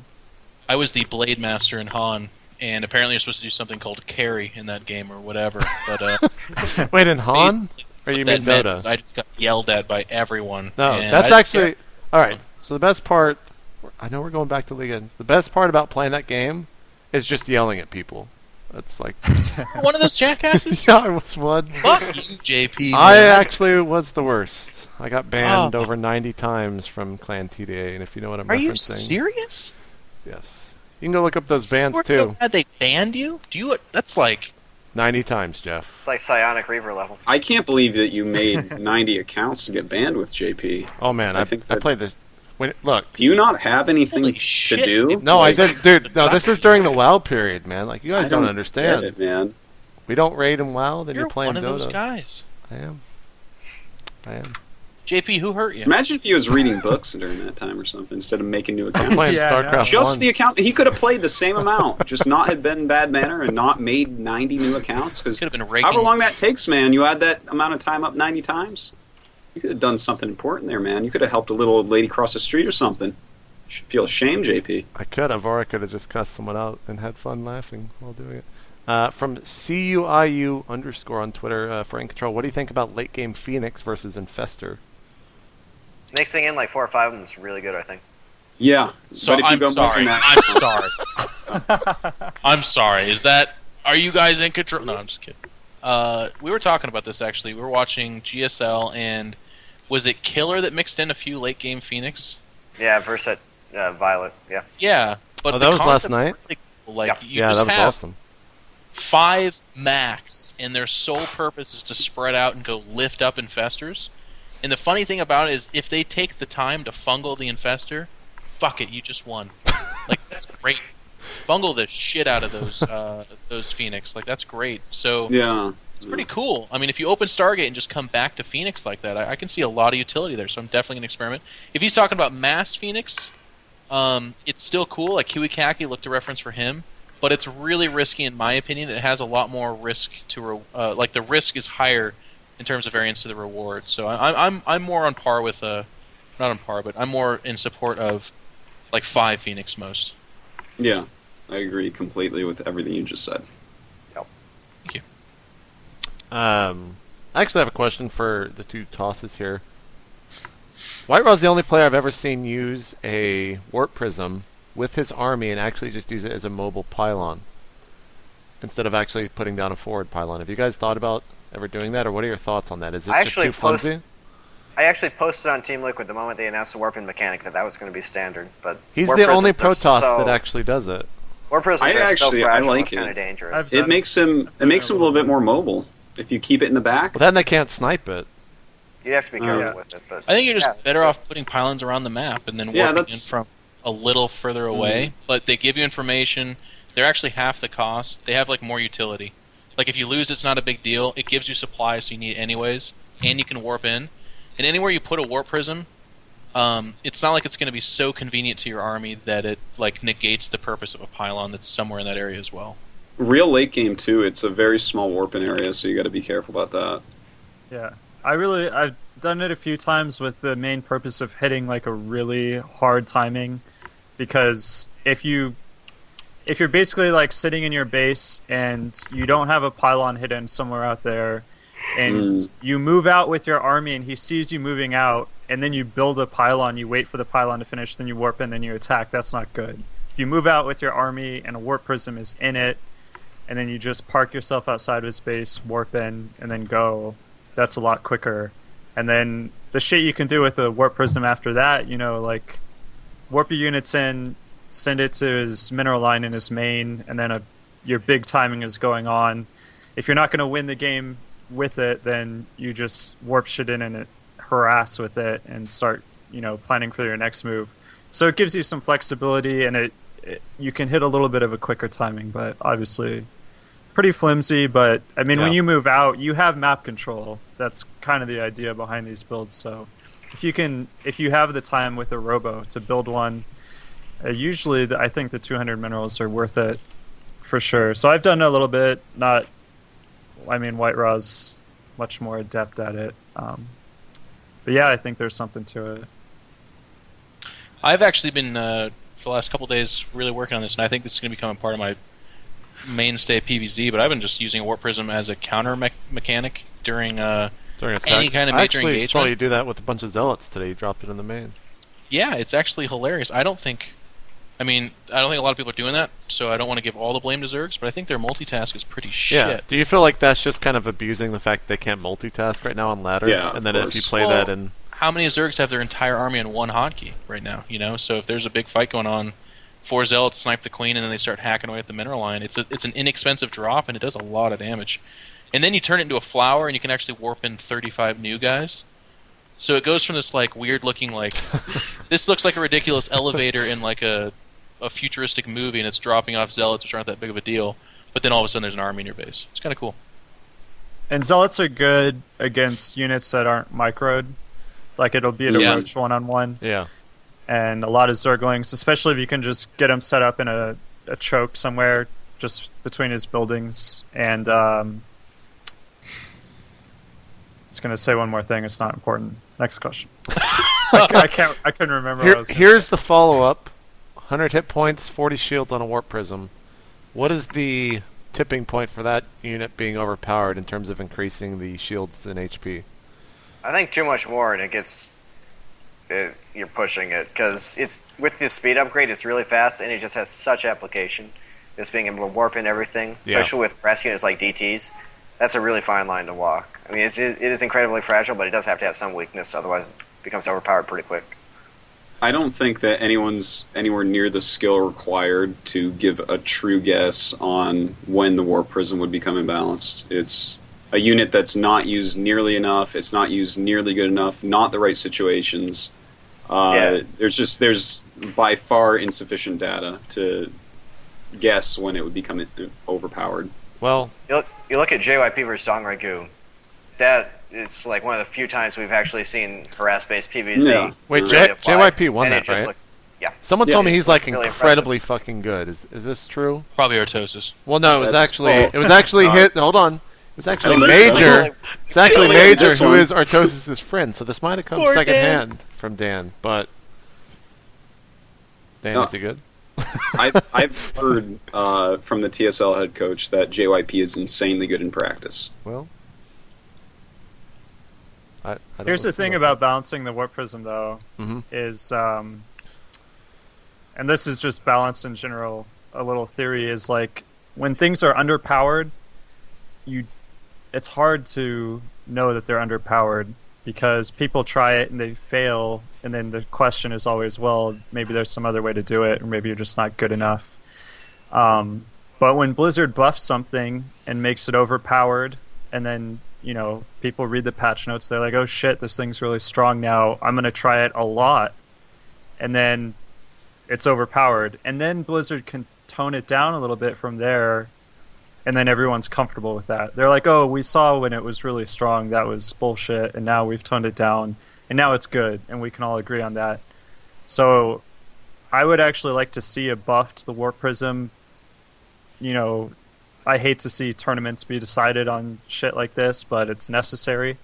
And if it's OP, it's OP. And then we can tone it down. And then whatever was working when it was OP, that it was working too well, well, then we'll tone it down and some of that shit won't work anymore. But we know what does work, and we know what ought to work, and that would be nice. So I kind of like seeing OP things get toned down for balance purposes rather than should just stay. I mean, it's kind of like the Infestor. You know, a lot of Zergs were told, hey, you have to use Infestors more.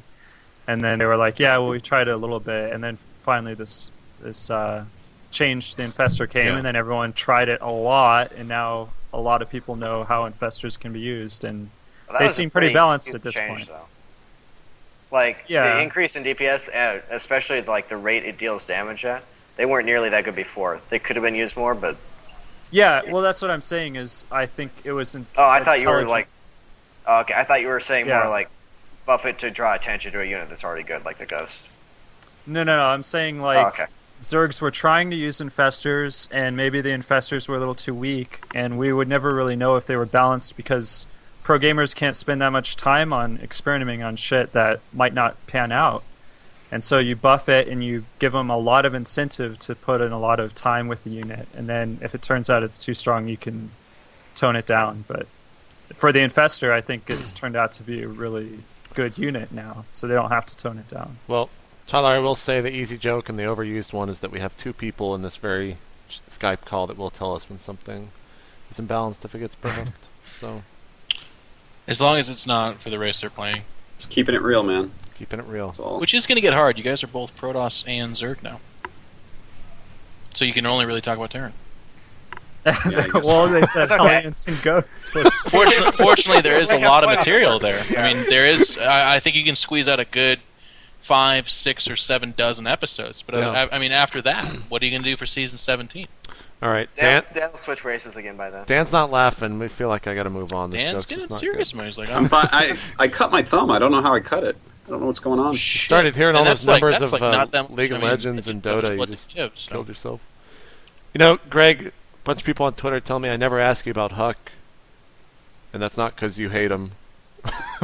No, we're purposely avoiding it. I'm actually going to stab him the moment I move in, because EJ's having 2 people who hate each other live together. Yeah, it's so weird that many people are interested in Greg's going to be like, all right, listen, guys, can I be honest with you guys? Can we just get real for a minute?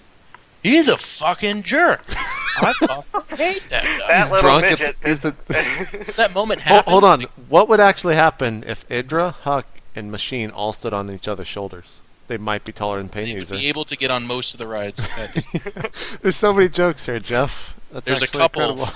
I'm so happy. You have to have a big. You'd have to have a pretty good sized trench coat. Like we're talking medium thin or something like that too. I'm so happy because I'm actually the tallest of that group, and that's something that doesn't happen very often. So. Yeah, but you know people are short. You're the tallest of all the short guys on your team. Yeah. Here's the thing: you know people are short when Greg's like, "I'm the tallest," and he lets his hair grow to make sure it stays that way. Like he's tall by a fraction of an inch. He wears I got a good high tops half-inch now. on Rice. Greg, you're going back to Korea. Didn't ask you about that either. No, well, okay. The first one, me and Huck are absolutely fine. Yeah. You know, we've clashed in game before. He has an ego, I have an ego. That butts heads at times. But he's gotten a lot better. I respect him as a player, and we actually get along really well, just on a personal level. You guys are actually kind of similar, by the way. We have similar senses of humor, yeah. Again with the short jokes. JP, get off it, man. Like he's trying to. No. You guys can't see me, but I was making a subs on there. Anyways, continue on. As for me moving to Korea, I said on Inside the Game, our news posts, some people read it as I'm going in October. It actually said that we're going to have a training facility. We're going to have a place for our players to live together in October. Huck and Puma are likely to move in immediately. I will be going at a later date, maybe November, but nothing said at all yet. I will be going for at least a month or 2. Probably just practice for now, not to live there. We'll be going unspecific date. That pretty much sums it up. Sweet. Well, I know a lot of people will be... Do you know where the apartment's going to be? No. Okay. I know a lot of people are looking forward to that. You know, we never made picks individually for MLG Raleigh. Jeff, who's going to win? My heart says... My heart says Idra. My brain says Bomber. My cock says me. Artosis will go last because he always has the. He always goes a little outlandish. Idra, who's going to win? Just go. Wait, are we talking about MLG or Artosis? Just quiet for a second. Hold the phone. Are we talking about MLG? Keep on typing to whoever. MVP. I said MVP for the last one, man. I did. There you go. Honestly, the Koreans are very beatable this time, and I'm practicing a lot. I really like my chances to beat Bomber. I don't like my chances versus Dongregyu that much, but he's also a little bit fragile. He could definitely lose to people in his group. I actually think I have a legitimate chance. So does Naniwa. I'd say either Bomber or Dongregyu has to be the favorite. And Huck. Tyler, who's going to win? Artosis, you know what? it's Puma's not your there turn too. yet. Shit. Oh, Yeah, Puma's not. Puma. Shit on a God stick. damn it! You guys stole my answer. I change my brain answer to Puma. My heart answer remains Idra. My cock answer remains me. Tyler, who's gonna win? You don't have to give the same answer that Jeff, or at least the same way Jeff just did. But if you want to, by all means. I'd like it if you did, though. Can I say I'll that? do the first two. Well, I'll do all three. Thank you. I'll do all three body parts. Bomber, Rhett, me. Brain, heart, cock. Good. Artosis, you're not playing, Wait. so whoever you choose for your cock will actually solidify the fact that you are gay. But continue on. Not that there's anything wrong with that, JP. I know. I'm just Jesus. saying. Go Artosis. Oh, okay. Do we have the full list of who's coming for open bracket from Korea? I don't think it's announced yet, but it's. Probably not too many. Or no, never mind. I was well thinking known. NASL. Liquid Puma's Hero is going to be there. Well, he's really good, but He's going to snipe Puma right out of the open bracket. that would be funny. I'm like watching him. I guess this one's so much harder to actually predict. A lot of these guys have like kind of normalized their level. I think probably Bomber will take it, but I could see Puma as well taking it. I think if they meet, Puma wins. So unless Puma's, I guess that means I have to go with Puma because I don't know who actually can beat Puma. He's just too good. So I think Puma and Bomber in the finals. I think Puma probably win, but Bomber. If Puma doesn't get to the finals, Bomber wins. Is that your final answer? That's going to be my final answer right there. Your life is on. If you're Puma wrong, beats Bomber in the Artosis. I think if Puma and any Terran in the world meets, Puma wins. Maybe Ryung could take him out or something. I don't know. Who's your cock answer, though? In control. I would love. Yeah. I would love I don't to know. see that. It's because you're such a dick, you know. I see what You did know, there. I was actually gonna do one more question, but that is the show. That just beat all of yours. I That didn't even see that. That was well played. that is the showstopper. That was the zoom in. Thank you guys for watching. Also, what is that, Jeff? It's a hive turn. What does it do? This is what I do a lot of the time. You move its arms and play around, or No, it's not. Not a toy. Toy. I'm just Puts a little trolling. cape on it. Good lord, you guys, have some respect. I put them apologize. together, and then I glue them, and then I paint them, and then I read books about how cool they are, and we play games. Who's won the most out of? Do you guys play against each other in the EGLs? It takes fucking forever to put that shit together, man. We're not going to be playing for a long time. All right. I had to bring it to my computer desk because I couldn't make it up the stairs because I play so much StarCraft. So I have a Hive Tyrant and I have Old One Eye sitting right next to me.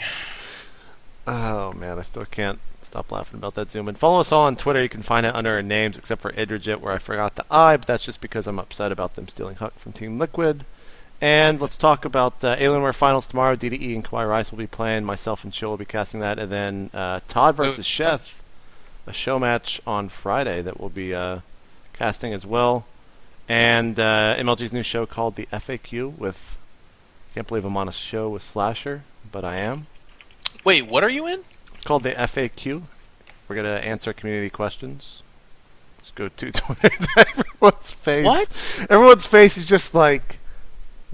What? Sounds It's exciting, called man. the FAQ, and you're going to answer community questions? We are. Twitter.com/MLGFAQ. Do they have to be frequently asked? Yeah. Or can someone ask? They can be. Every so question's only going to be asked once. This is going to be like the show in balance. It's going to go 3 episodes, and you guys. Well, they've already done one. No, Artosis isn't involved with this. They've already done one. Wait, Artosis Slasher's on that? He actually is with Puckett, your favorite Halo guy. He answers questions. He does.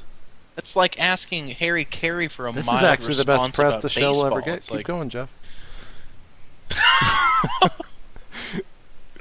We good? Should we end the show with Fuck Slasher, like a good old One More Game production? I'm just wondering what Slash's troll capability is when he has to answer questions. Well, find out tomorrow, Jeff. Yeah. And that'll do it for the show. Thanks for watching, everyone. It's a ton of fun. We'll be back in 2 weeks. Shout-outs. I forgot about shoutouts. Tyler, go shoutouts quick. man. Well, I had a quick announcement. I have arranged to do signing at Raleigh, so I am Nice. not going to feel guilty when I tell all the fans to fuck off because I am giving you a time where I will receive you. I'm gonna be your PR guy. Where I will receive you. Not so much the Could have fuck gotten off, more like a I'm busy trying to play. He also said Yeah. he's going to receive them, Jeff. You might want to work I on will that as well. receive you. Jesus. There will be a reception. No, but I don't know the time yet. I don't know which day it'll be on, but it will happen. And when that's not happening, I will be a competitor focused on competing. So thank you. And of course, thanks to my team's sponsors, Little App Factory, Razer, and thanks to StrideGum. Jeff and Greg, you guys want to combine? Do like tag team on the Greg's sponsors? actually better about the sponsors than I am. Go ahead, Greg. Intel SteelSeries, Kingston, Bigfoot Networks, Monster Energy, Intel Extreme, Six Pool Gaming. Anyone else I'm forgetting? Big thanks to them. Very somber sponsor shout out. Jeff, what does that leave you to do? They're nothing Well- to joke about. A lot of fun stuff. As always, this will be the. Are we doing a state game next week? We have to be, right? We aren't, because we're doing it live from MLG. Well, do it live. Okay, fine. Then, as always, I want to remind everyone: please do feel free. If you're at the Raleigh event, Raleigh. Don't even say the other one, man. Don't get that in my vocabulary. Raleigh.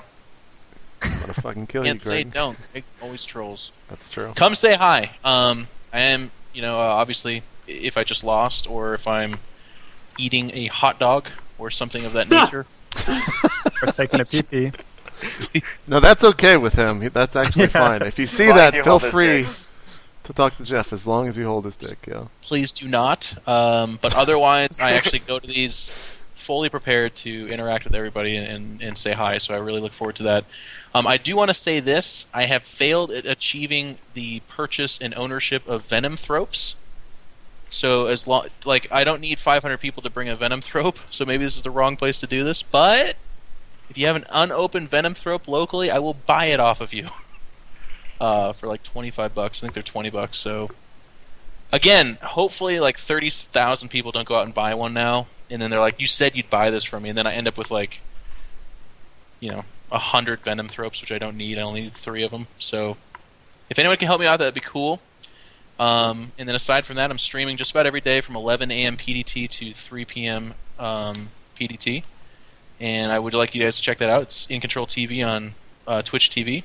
And then please add me on Twitter, EG In Control. Thanks a lot. Jeff, what's a Venomthrope? Oh, a Venomthrope? It's it's one of these models that I just held up. It's a really difficult one to get a hold of. Oh. It's basically Why the are they so Defiler. rare? Because they used to make them out of metal, and then they stopped doing that. So I think there was a gappage in them releasing them. Gappage. I make words up all the It's time. a town in Britain it's somewhere still- or some it's shit. still floors people that I do that, but I've Yeah, done it my Ben- entire life. Ben's rubbing off on us, teaching I'm us. terrible with language. I always misuse words, and if I were to show you Yeah. guys papers I wrote in college, they would be like, "Hey, it was really well written, awesome content, but this word doesn't actually make sense. Neither does this one or this one." They would circle it and laugh at me. So it's been going on my whole life. But yeah, do that, and then also I want to give a shout out to Alaska Distillery guys. Yes. They actually are really, really supportive of us. Yeah. And all I ask in return is that if you're ever interested in any kind of alcohol, if you want to help support one that is actually supporting esports, which is so frickin' awesome, go to their website, order a bottle. Not only are you helping them, who is helping us, But also, there's none of us that are going to complain about that alcohol. It's actually the best shit we've ever drank. To be fair, they're helping us. It's ridiculously good, and they like beg to send it to us. It's actually amazing. I do have to say, to be fair, they're helping us get drunk. They're not giving us money or anything. They're literally just helping us get drunk. It's the same thing, There's nothing wrong with that. I do just want to clarify that we are not actually receiving any money from them. Well, they showed. No, I just got to thank. I love what they do, but I just What are you, like an FBI agent now? You have to. I actually do have to say this. State received gifts. Like I do. He's about to kick him off stream. They are. Artosis. Shoutouts. Six Shacks. SixShacksGaming.com. My sponsors. Check out my YouTube. Artosis.tv is a link to it, so you can just go there. I've been trying to put more on it recently, and like if you went and subscribed and took a look. Of course, my Twitter, it's like right about there. And thehandsоменerd.com. Go submit designs, stuff like that. Check it out. Thehandsоменerd.com. Great T-shirts. Jeff wears them all the time, despite shaking his head now. I do. They're awesome. They're awesome. Yeah, go give that a look. We've got a lot of new shirts coming up, and we will forever. So there you go. Thanks. There you go. Thanks for coming on, everyone. It was a good show. I had a lot of fun. We'll see you guys next week on Friday. Live show, man. From the MLG main stage. Artosis in Raleigh. This is like well past the bedtime, and I'm counting on you being there. It is actually well past his bedtime. You should be there. Mm-hmm. And possibly details about the 2012 MLG season, which you won't want to miss because it's going to be awesome. See you guys then. Thanks for listening. We're out.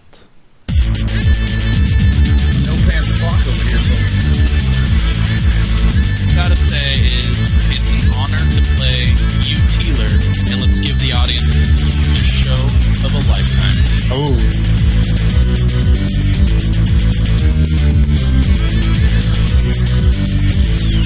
Yeah, apparently looks like I was wearing lipstick, by the way. I can't confirm or deny that. Like literally, like, hey Sean, so what's gonna be the first segment? Like, who's sponsoring? And I was just like,